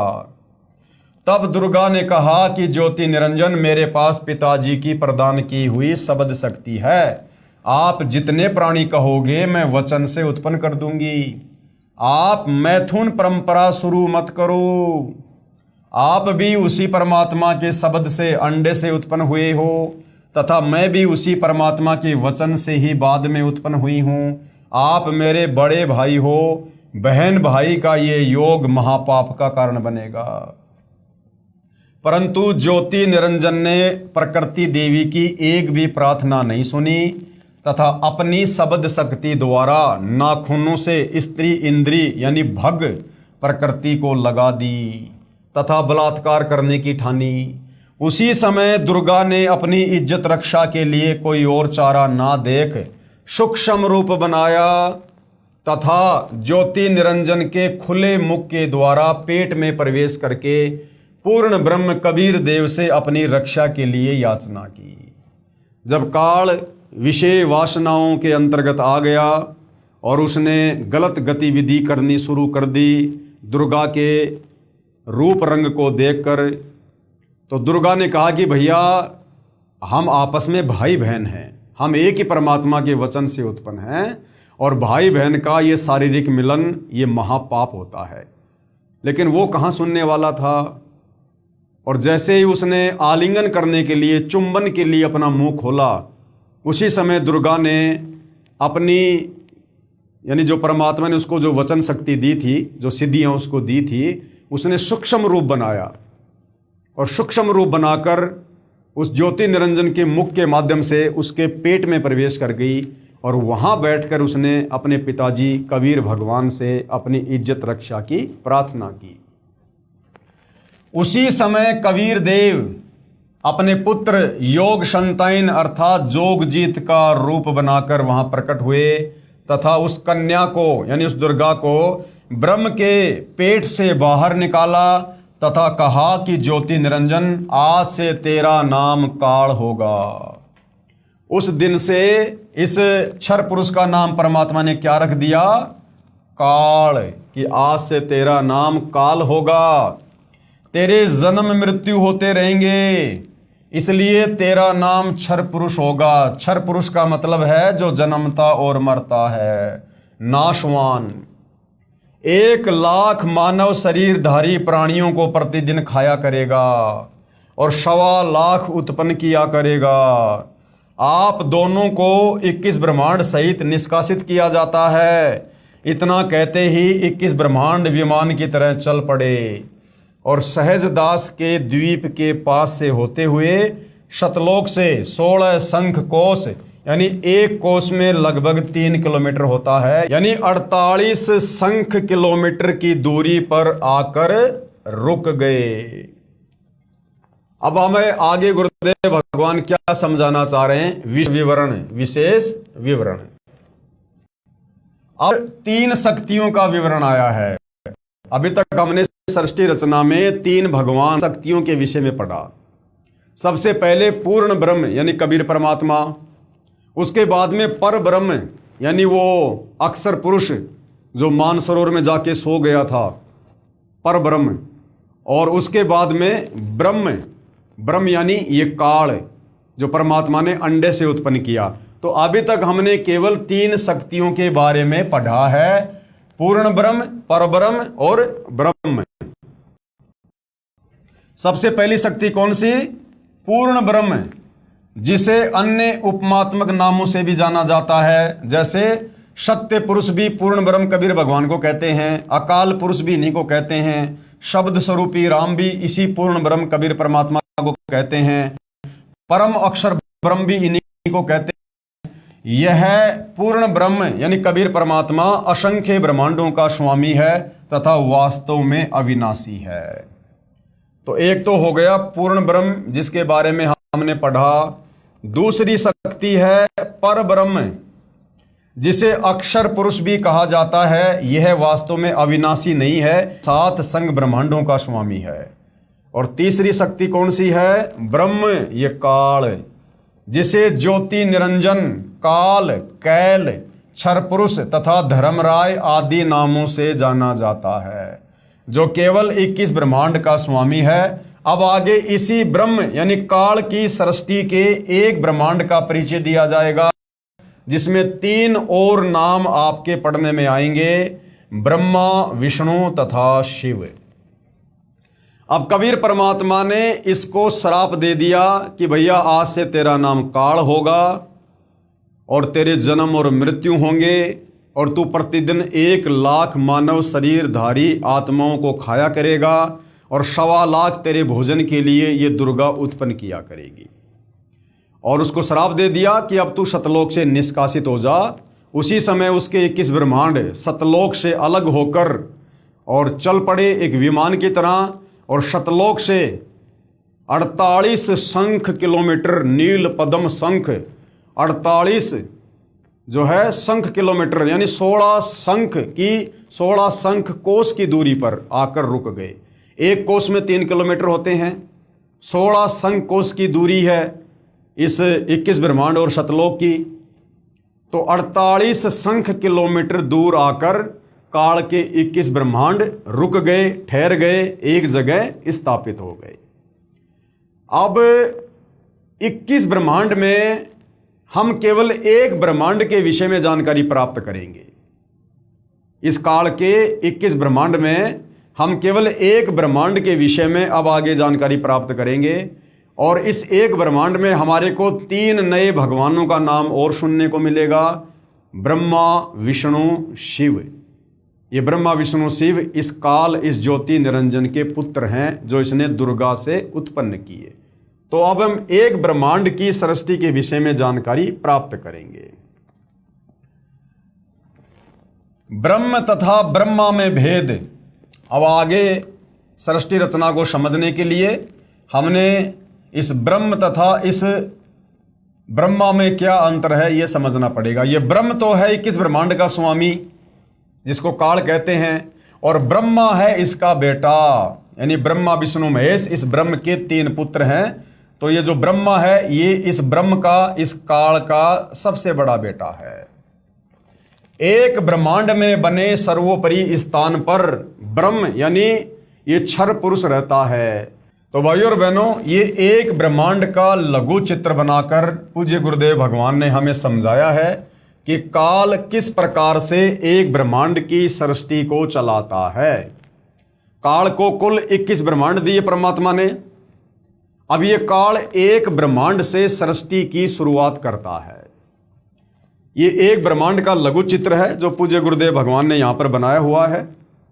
इस एक ब्रह्मांड में ये काल क्या करता है? एक ब्रह्मांड में सबसे ऊपर के लोक में ये स्वयं रहता है और ये उस ब्रह्मांड में अपनी पत्नी दुर्गा को साथ में रखता है। और इसने सबसे ऊपर 3 लोकों की रचना कर रखी है। ये 3 लोक इसने बना रखे हैं। एक है ये रजोगुण क्षेत्र, दूसरा है ये तमोगुण क्षेत्र और तीसरा है शतोगुण क्षेत्र। अब ये काल क्या करता है भाइयों और बहनों, रजोगुण क्षेत्र जो इसने बना रखा है, यहां पर ये काल महाब्रह्मा रूप में रहता है और अपनी पत्नी दुर्गा को महासावित्री रूप में रखता है। ये काल ही अपना एक रूप बनाता है महाब्रह्मा और अपनी पत्नी दुर्गा का महासावित्री रूप बनाता है, और ये दोनों यहाँ पर एक ब्रह्मांड में पति पत्नी रूप में रहते हैं और शारीरिक संबंध बनाकर ये जो संतान उत्पन्न करते हैं इस रजोगुण क्षेत्र में, वो भी रजोगुण युक्त हो जाता है, जिसका नाम ये ब्रह्मा रखते हैं। फिर दूसरी जगह है ये तमोगुण क्षेत्र। इस तमोगुण क्षेत्र में ये काल महाशिव रूप बनाकर रहता है और अपनी पत्नी दुर्गा को महापार्वती रूप में रखता है, और यहां पर ये शारीरिक संबंध बनाकर जो संतान उत्पत्ति करते हैं उसका नाम ये शिव रखते हैं, और वो बेटा तमोगुण युक्त हो जाता है, तमोगुण युक्त। तीसरा क्षेत्र है शतोगुण प्रधान क्षेत्र। इस शतोगुण प्रधान क्षेत्र में ये काल महाविष्णु रूप बना के रहता है, अपनी पत्नी दुर्गा को महालक्ष्मी रूप में रखता है, और यहाँ पर शारीरिक संबंध बनाकर जो संतान ये उत्पन्न करते हैं वो शतोगुण प्रधान हो जाता है, जिसका नाम ये विष्णु रखते हैं। अर्थात एक ब्रह्मांड में ये काल और दुर्गा तीन पुत्रों की उत्पत्ति करते हैं, ब्रह्मा विष्णु महेश की, अपनी सृष्टि को चलाने के लिए। और इसी एक ब्रह्मांड में जो कबीर परमात्मा जी हैं वो भी गुप्त रूप में अपना एक लोक बनाकर रखते हैं, जिसको मिनी सतलोक कहते हैं, जिसके विषय में इस काल को जानकारी नहीं होती है। और फिर इसी एक ब्रह्मांड में नीचे भाइयों और बहनों ये दुर्गा जी का लोक है, जहां पर ये शेरा वाली रहती है, ये दुर्गा का लोक है। और फिर इसी एक ब्रह्मांड में यहां पर ये सप्तपुरी बनी हुई हैं, ये धर्मराय का लोक है, जहां बैठकर सभी जीवों का वो लेखा जोखा करता है। और इसी एक ब्रह्मांड में इस काल में हमें धोखा देने के लिए ये नकली अनामी लोक बना रखा है, नकली अगम लोक बना रखा है, नकली अलख लोक बना रखा है और नकली शतलोक बना रखा है। फिर ये बहुत बड़ा एक समुद्र है, मीठे जल का समुद्र है ये बहुत बड़ा। फिर इसने यहाँ पर एक महास्वर्ग बना रखा है, और नीचे फिर जो बच्चे इसने इन तीनों जगहों पर रहकर जो इसने पैदा किए थे दुर्गा के साथ, उन तीनों बेटों को ब्रह्मा विष्णु महेश को फिर इसने एक एक लोक दे रखा है। ये विष्णु जी का लोक है, ये श्री ब्रह्मा जी का लोक है, और ये श्री शिव जी का लोक है। और ये जो है ये स्वर्ग है, ये नरक है। यहाँ पर ये देवताओं के राजा श्री इंद्र जी का लोक है। इस प्रकार यहाँ पर ये सूर्य है, ये पृथ्वी है, ये चंद्रमा है, और नीचे फिर ये और लोक हैं एक ब्रह्मांड में, ये वितल, महातल, अतल, सूतल, रसातल, पाताल लोक और ये तलातल, ये 7 लोक और हैं नीचे। तो एक ब्रह्मांड की ये रचना है जो इस काल बली ने की हुई है अपनी इस सृष्टि को चलाने के लिए। अब हम आगे बढ़ते हैं भाइयों और बहनों। तो हमने कहाँ से चैप्टर शुरू किया था? ब्रह्म तथा ब्रह्मा में भेद, यानी ये ब्रह्म काल है और ब्रह्मा इसका बेटा है। एक ब्रह्मांड में बने सर्वोपरि स्थान पर ये काल ब्रह्म क्षर पुरुष स्वयं रहता है। एक ब्रह्मांड में बने सर्वोपरि स्थान पर ये काल पुरुष स्वयं 3 गुप्त स्थानों की रचना करके ब्रह्मा विष्णु तथा शिव रूप में रहता है, तथा अपनी पत्नी दुर्गा के सहयोग से 3 पुत्रों की उत्पत्ति करता है। उनके नाम भी ब्रह्मा विष्णु तथा शिव ही रखता है। जो ब्रह्म का पुत्र ब्रह्मा है वह एक ब्रह्मांड में केवल 3 लोकों में, यानी एक ब्रह्मांड में जो 3 लोक हैं, पृथ्वी लोक, स्वर्गलोक, पाताल लोक, उनमें केवल एक रजोगुण विभाग का मंत्री यानी स्वामी है। इसे त्रिलोकीय ब्रह्मा भी कहा जाता है। तथा ब्रह्म जो ब्रह्मलोक में ब्रह्मा रूप में रहता है, महाब्रह्मा रूप में रहता है, उसे महाब्रह्मा व ब्रह्मलोकीय ब्रह्म कहा जाता है। इसी ब्रह्म यानी काल को सदाशिव भी कहते हैं, महाशिव भी कहते हैं, महाविष्णु भी कहते हैं। श्री विष्णु पुराण में इसका प्रमाण है। चतुर्थ अंश अध्याय 1 पेज नंबर 230 से 231 पर श्री ब्रह्मा जी ने कहा, जिस अजन्मा सर्वमय विधाता परमेश्वर का आदि मध्य अंत स्वरूप स्वभाव और सार हम नहीं जान पाते। श्लोक नंबर 83 में लिखा हुआ है। जो मेरा रूप धारण करके संसार की रचना करता है, स्थिति के समय जो पुरुष रूप है तथा जो रुद्र रूप से विश्व का ग्रास कर जाता है, अनंत रूप से संपूर्ण जगत को धारण करता है। श्लोक नंबर 86। ये प्रमाण आपको हिंदू धर्म ग्रंथों में देखने को मिलेगा। अब आगे का जो चैप्टर है भाई और बहनों, वो क्या है? श्री ब्रह्मा जी, श्री विष्णु जी व शिव जी की उत्पत्ति, यानी ये काल ब्रह्म अपनी पत्नी दुर्गा के सहयोग से किस प्रकार से श्री ब्रह्मा, श्री विष्णु और श्री शंकर जी की उत्पत्ति करता है। काल ब्रह्म ने प्रकृति यानी दुर्गा से कहा कि अब मेरा कौन क्या बिगाड़ेगा। यानी जैसे ही परमात्मा ने इसको सतलोक से बाहर निकाला, इसके 21 ब्रह्मांड 16 शंख कोश की दूरी पर आकर रुक गए। उसके बाद इस काल ने, इस ब्रह्म ने इस प्रकृति यानी दुर्गा से कहा कि अब यहां मेरा कौन क्या बिगाड़ेगा। यानी मेरे साथ में जो बुरा होना था वो तो हो चुका है, अब यहां मेरा कौन क्या बिगाड़ेगा। यहां का राजा मैं हूं, अब मैं तेरे साथ में मनमानी करूंगा, जबरदस्ती करूंगा। काल यानी ब्रह्म ने दुर्गा यानी प्रकृति से कहा कि अब मेरा कौन क्या बिगाड़ेगा, मनमानी करूंगा। प्रकृति ने फिर प्रार्थना की, यानी दुर्गा ने फिर भी उससे प्रार्थना की कि आप कुछ शर्म करो। प्रथम तो आप मेरे बड़े भाई हो, क्योंकि उसी पूर्ण परमात्मा कबीर देव की वचन शक्ति से आपकी यानी ब्रह्म की अंडे से उत्पत्ति हुई तथा बाद में मेरी उत्पत्ति उसी परमेश्वर के वचन से हुई है। दूसरा, मैं आपके पेट से बाहर निकली हूं, मैं आपकी बेटी हुई तथा आप मेरे पिता हुए। इन पवित्र नातों में बिगाड़ करना महापाप होगा। मेरे पास पिता की प्रदान की हुई शब्द शक्ति है। जितने प्राणी आप कहोगे मैं वचन से उत्पन्न कर दूंगी। ज्योति निरंजन ने यानी काल ने दुर्गा की एक भी प्रार्थना नहीं सुनी तथा कहा कि मुझे जो सजा मिलनी थी मिल गई, मुझे सतलोक से निष्कासित कर दिया है, अब मनमानी करूंगा। ये कहकर काल पुरुष यानी क्षर पुरुष ने प्रकृति के साथ जबरदस्ती शादी की तथा 3 पुत्रों की उत्पत्ति की। कौन है वो 3 पुत्र? रजगुण युक्त ब्रह्मा जी, सतगुण युक्त विष्णु जी तथा तमोगुण युक्त शिव शंकर जी की उत्पत्ति की। जवान होने तक तीनों पुत्रों को दुर्गा के द्वारा अचेत करवा देता है, यानी कोमा में रखवा देता है जब तक ये तीनों जवान नहीं होते हैं। फिर युवा होने पर श्री ब्रह्मा जी को कमल के फूल पर, श्री विष्णु जी को शेषनाग की सैया पर तथा श्री शिव जी को कैलाश पर्वत पर सचेत करके इकट्ठा कर देता है।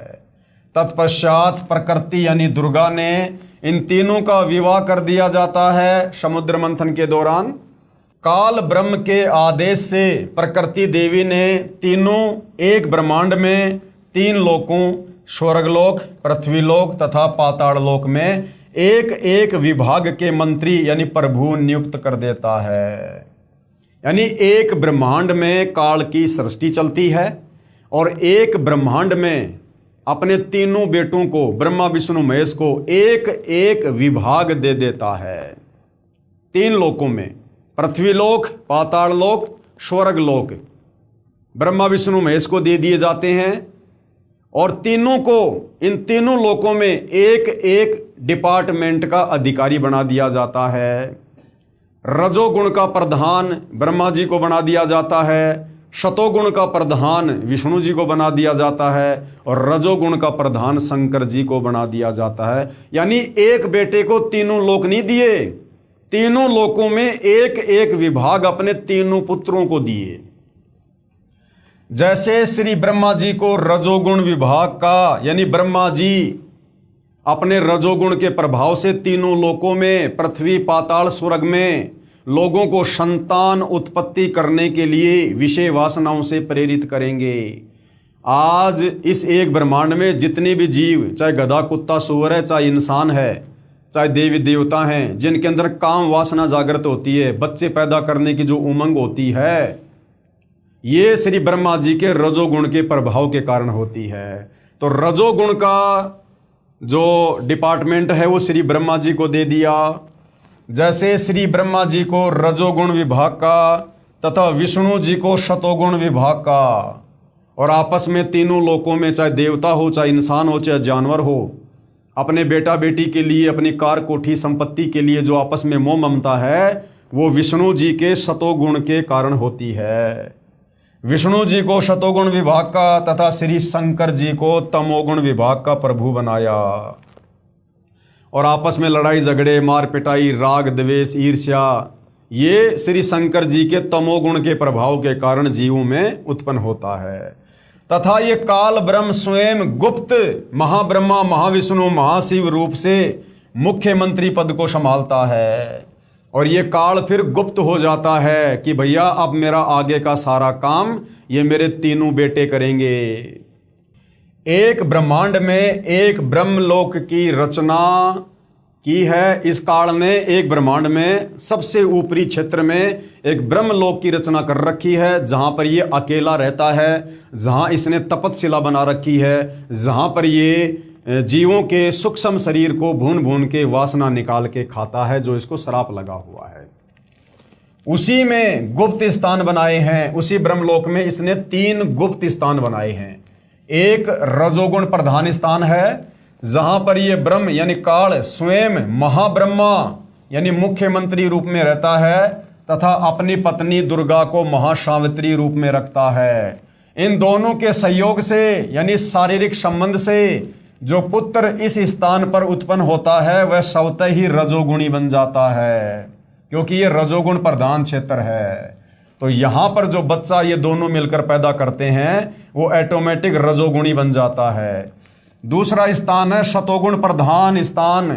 वहां पर ये क्षर पुरुष यानी काल स्वयं महाविष्णु रूप बनाकर रहता है, तथा अपनी पत्नी दुर्गा को महालक्ष्मी रूप में रखकर जो पुत्र उत्पन्न करता है, उसका नाम विष्णु रखता है। वह बालक शतोगुण युक्त हो जाता है। तथा तीसरा, इसी काल ने वहीं पर एक तमोगुण प्रधान क्षेत्र बनाया है। उसमें यह स्वयं सदाशिव रूप बनाकर रहता है, महाशिव रूप बनाकर रहता है, तथा अपनी पत्नी दुर्गा को महापार्वती रूप में रखता है। इन दोनों के पति पत्नी व्यवहार से जो पुत्र उत्पन्न होता है, उसका नाम शिव रख देते हैं, शंकर जी रख देते हैं, तथा तमोगुण युक्त कर देते हैं।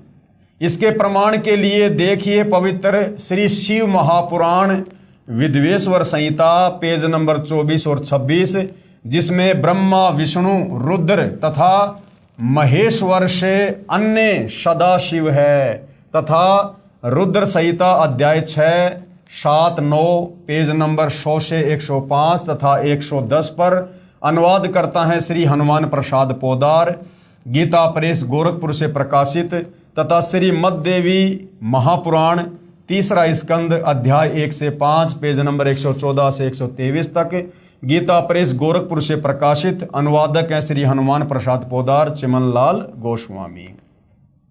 अब भाई और बहनों, जो सृष्टि रचना आप जी को यहाँ पर बताई जा रही है, अब इस सृष्टि रचना में बताई गई ये बातें कि ये काल ब्रह्म एक ब्रह्मांड में सबसे ऊपरी क्षेत्र पर ब्रह्मलोक में रहता है, और वहाँ इसने 3 गुप्त स्थान बना रखे हैं। जब इसने संतान उत्पत्ति करनी होती है, तो जो 3 प्रधान क्षेत्र इसने बना रखे हैं, एक रजोगुण प्रधान क्षेत्र, दूसरा सतोगुण प्रधान क्षेत्र, तीसरा तमोगुण प्रधान क्षेत्र।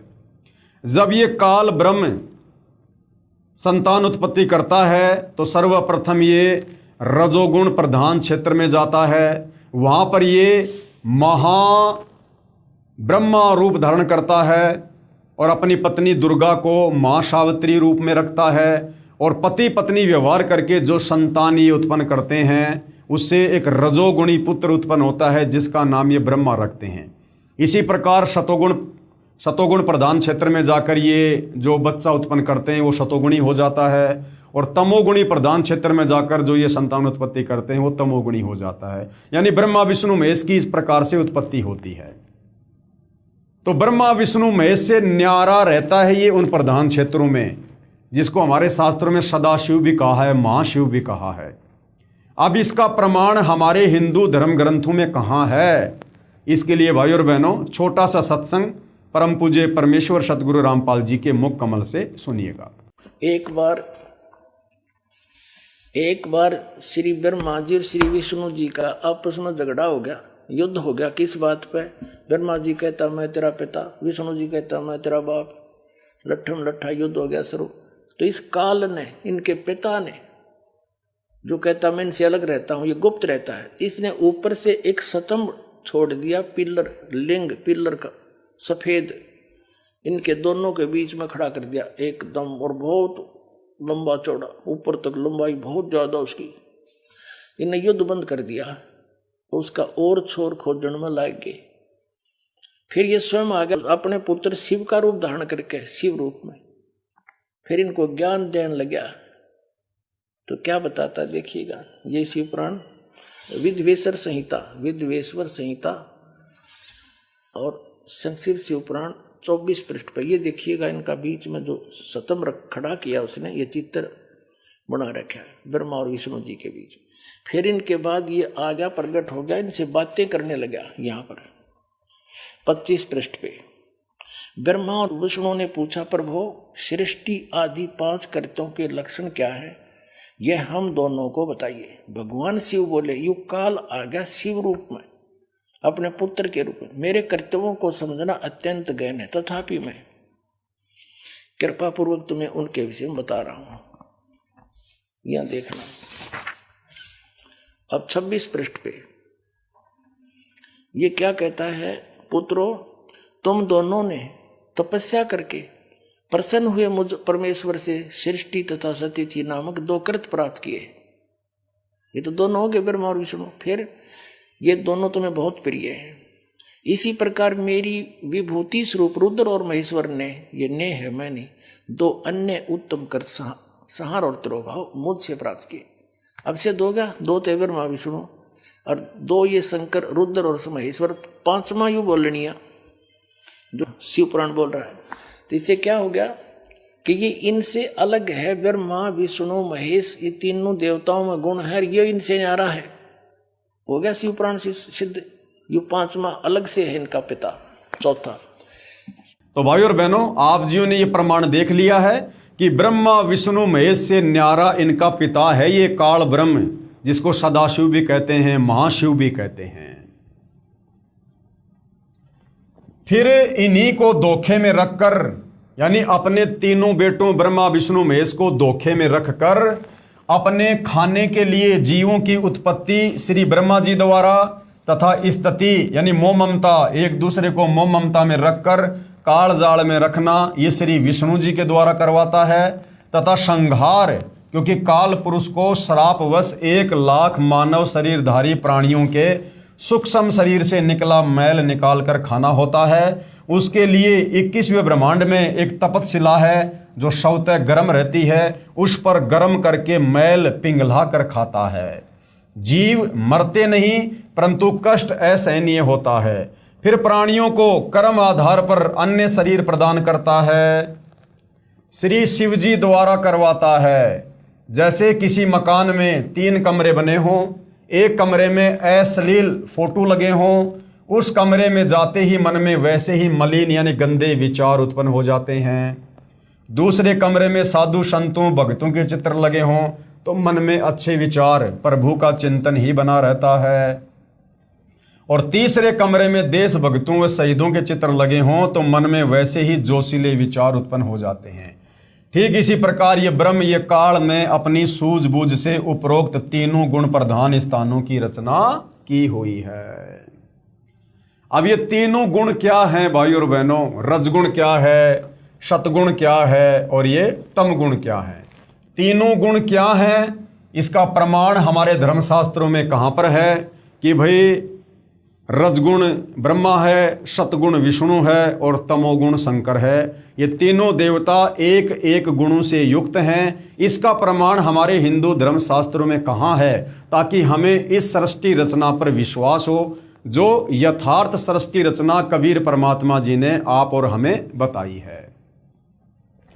तीनों गुण, रजगुण ब्रह्मा जी, सतगुण विष्णु जी, तमगुण शिव जी हैं। ब्रह्म यानी काल तथा प्रकृति, जिसको दुर्गा भी कहते हैं, इनसे उत्पन्न हुए हैं तथा ये तीनों देवता नाशवान हैं, इनका जन्म और मरण होता है। इसका प्रमाण कहां पर है? गीता प्रेस गोरखपुर से प्रकाशित श्री शिव महापुराण, जिसके संपादक हैं श्री हनुमान प्रसाद पोदार, पेज नंबर 24 से 26, विद्वेश्वर संहिता तथा पेज नंबर 110, अध्याय 9 रुद्र संहिता। इस प्रकार ब्रह्मा विष्णु तथा शिव तीनों देवताओं में गुण है, परंतु शिव यानी ये ब्रह्म काल, ये गुणातीत है। यानी इसने तीनों गुण अपने तीनों पुत्रों के अंदर डाल दिए और ये खुद इनसे अलग रहता है, इसलिए इसको गुणातीत कहते हैं। तो भाइयों और बहनों, इसका जो प्रमाण है कि तीनों गुण क्या हैं, ये जब तक आप देखेंगे नहीं आपको विश्वास नहीं होगा। तो हमारे हिंदू धर्म ग्रंथों में ये सारा प्रमाण है। तो आप जी परम पूज्य परमेश्वर सतगुरु रामपाल जी के मुख कमल से सुनिएगा और देखिएगा, ताकि आपको सृष्टि रचना पर विश्वास हो सके। सुनिएगा। अपने सदग्रंथों में श्री शिव पुराण गीता प्रेस गोरखपुर से प्रकाशित है। इसके संपादक कौन है? हनुमान प्रसाद पोदार।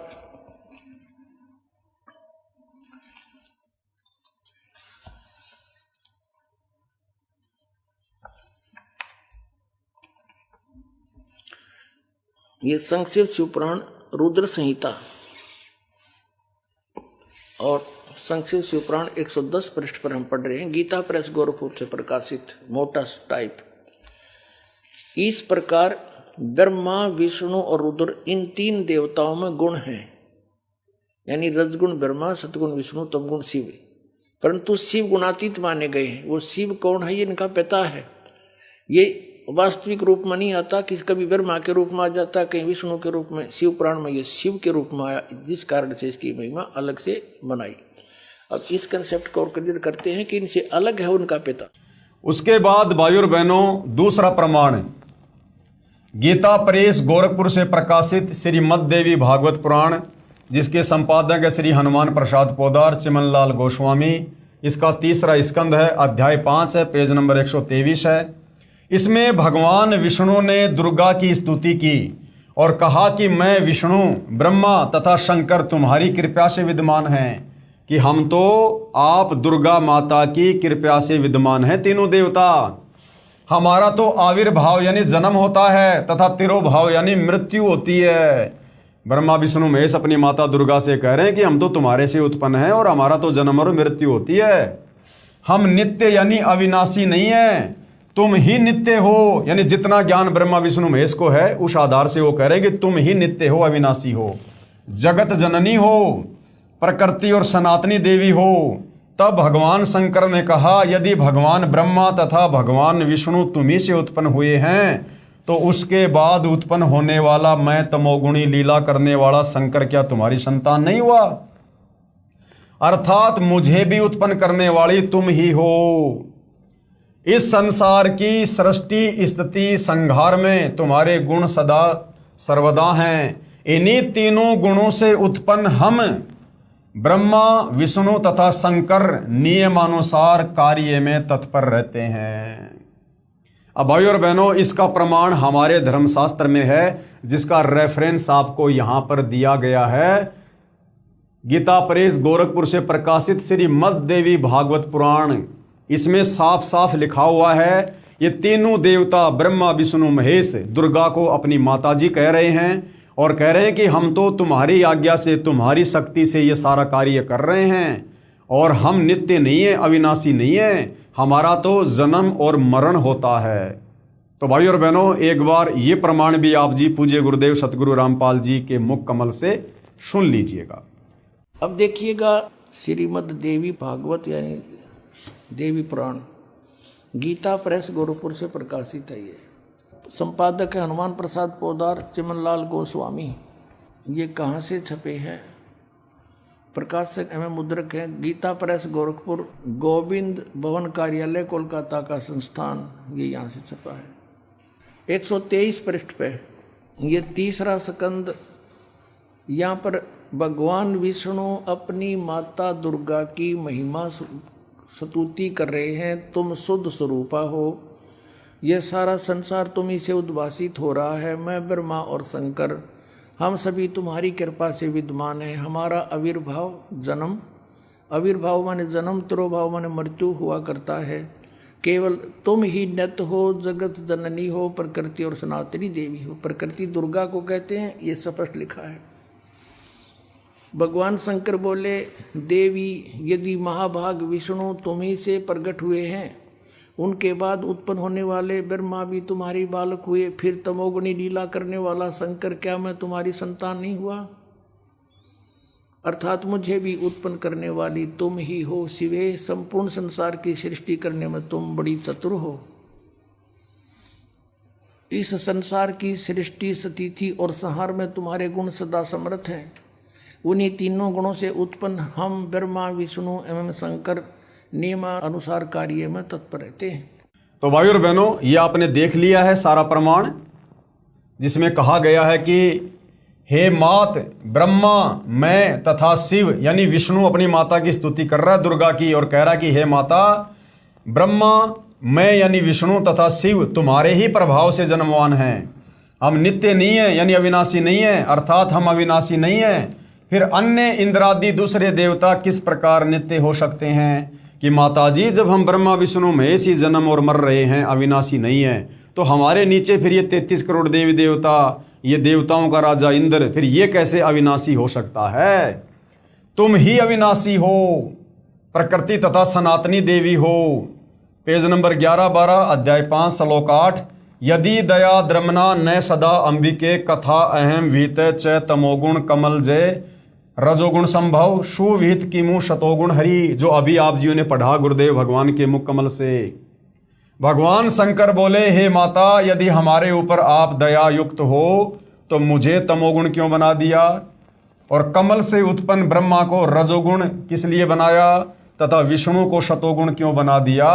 अर्थात हम तीनों देवताओं को एक एक गुण युक्त करके हमें भयंकर रोगी क्यों बना दिया?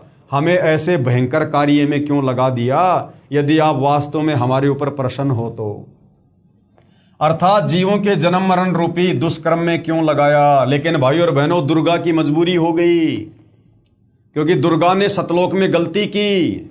अपने परमपिता परमात्मा से आस्था हटाकर इस काल पर आस्था लगा ली जब ये तप कर रहा था, और सबसे पहले इसने हाथ खड़ा कर दिया 21 ब्रह्मांड में आने के लिए।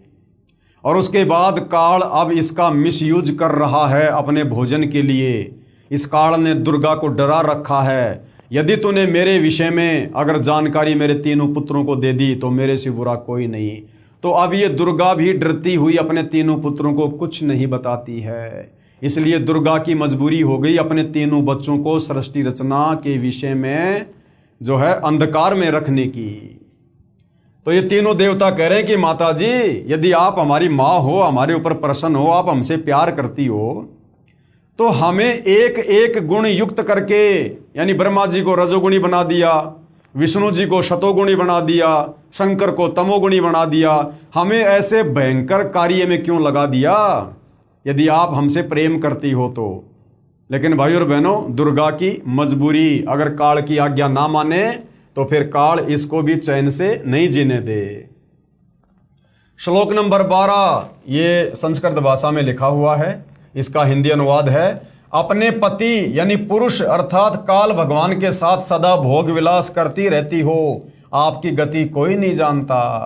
निष्कर्ष, उपरोक्त प्रमाणों से प्रमाणित हुआ कि रजगुण ब्रह्मा, शतगुण विष्णु तथा तमगुण शिव है। ये तीनों नाशवान है, अर्थात जन्म और मरण में है तीनों देवता।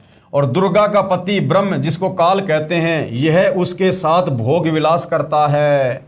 यह भी सिद्ध हुआ कि दुर्गा तथा ब्रह्म यानी काल भी साकार हैं, निराकार नहीं हैं।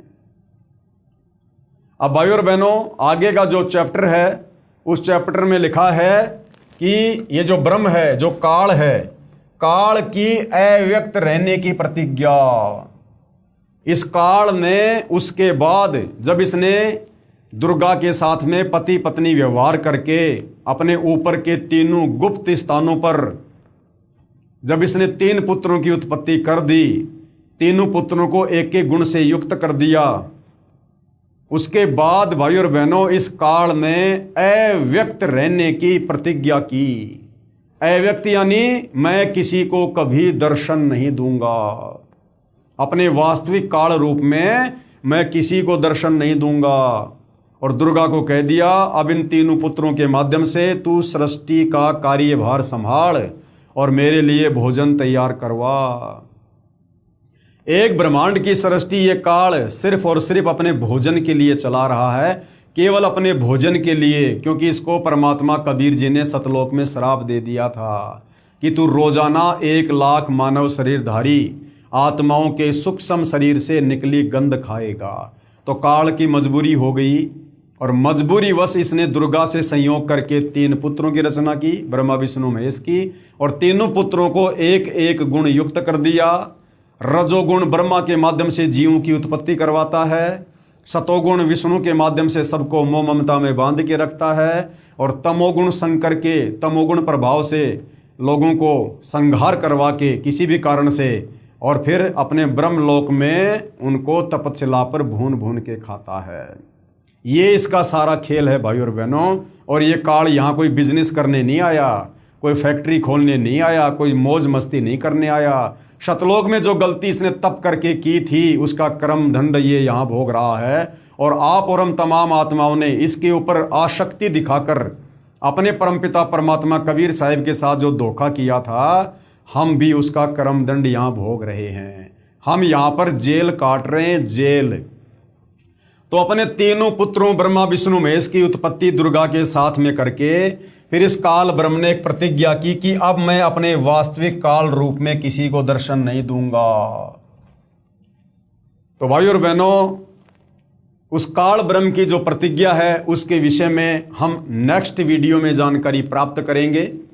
ये सृष्टि रचना है, इस सृष्टि रचना को हमने बहुत ही ध्यानपूर्वक सुनना है। ये कोई मनगढ़ंत कहानी नहीं है, बनावटी कथा नहीं है। अगर इस सृष्टि में कोई सत्य कथा है, अमर कथा है, सत्यनारायण कथा है, तो परमेश्वर रामपाल जी ने 5वें वेद सूक्ष्म वेद से निष्कर्ष निकालकर जो सृष्टि रचना पवित्र पुस्तक ज्ञान गंगा में डाली है, यही सत्य कथा है।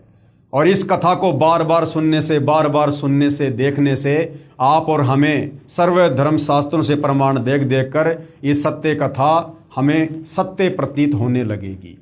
क्योंकि भाई और बहनों, ये काल का लोक है। यहाँ पर अगर झूठ को 100 बार बोल दिया जाए तो झूठ भी सत्य लगने लगती है, और सत्य तो सत्य होता ही है। सच को अगर बार बार सुना जाए तो सच अपनी ऐसी जगह बना लेगी जिसके ऊपर झूठ कभी अपना असर नहीं कर सकती।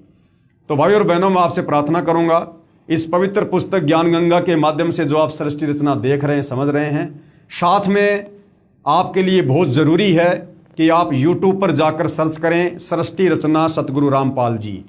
सतगुरु रामपाल जी के मुख कमल से इसी सृष्टि रचना को आप जी कम से कम 2-4 बार लगातार सुनिएगा। बार बार सुनने से, सारे प्रमाण देखने से आपको दृढ़ विश्वास हो जाएगा। उसके बाद आप आगे का अध्यात्म यानी जो ये आध्यात्मिक मार्ग है, भक्ति मार्ग है, आप इसको बखूबी समझ पाएंगे। तो आज के वीडियो में सृष्टि रचना के अंतर्गत हम केवल यहीं तक लेंगे। कल के वीडियो में गुरुदेव भगवान के आशीर्वाद से तीनों पुत्रों की उत्पत्ति करके फिर काल ने जो अपनी प्रतिज्ञा की थी अव्यक्त रहने की। अव्यक्त का मतलब होता है वो साकार है लेकिन किसी के सामने नहीं आता, उसको कहते हैं अव्यक्त। जैसे सूरज होता है, सूरज के आगे अगर बादल आ जाते हैं तो सूरज कुछ समय के लिए अव्यक्त हो जाता है, वो निराकार नहीं होता, वो अव्यक्त होता है क्योंकि उसके आगे बादल आ गए और जैसे बादल हट जाते हैं सूरज हमें दिखाई देता है।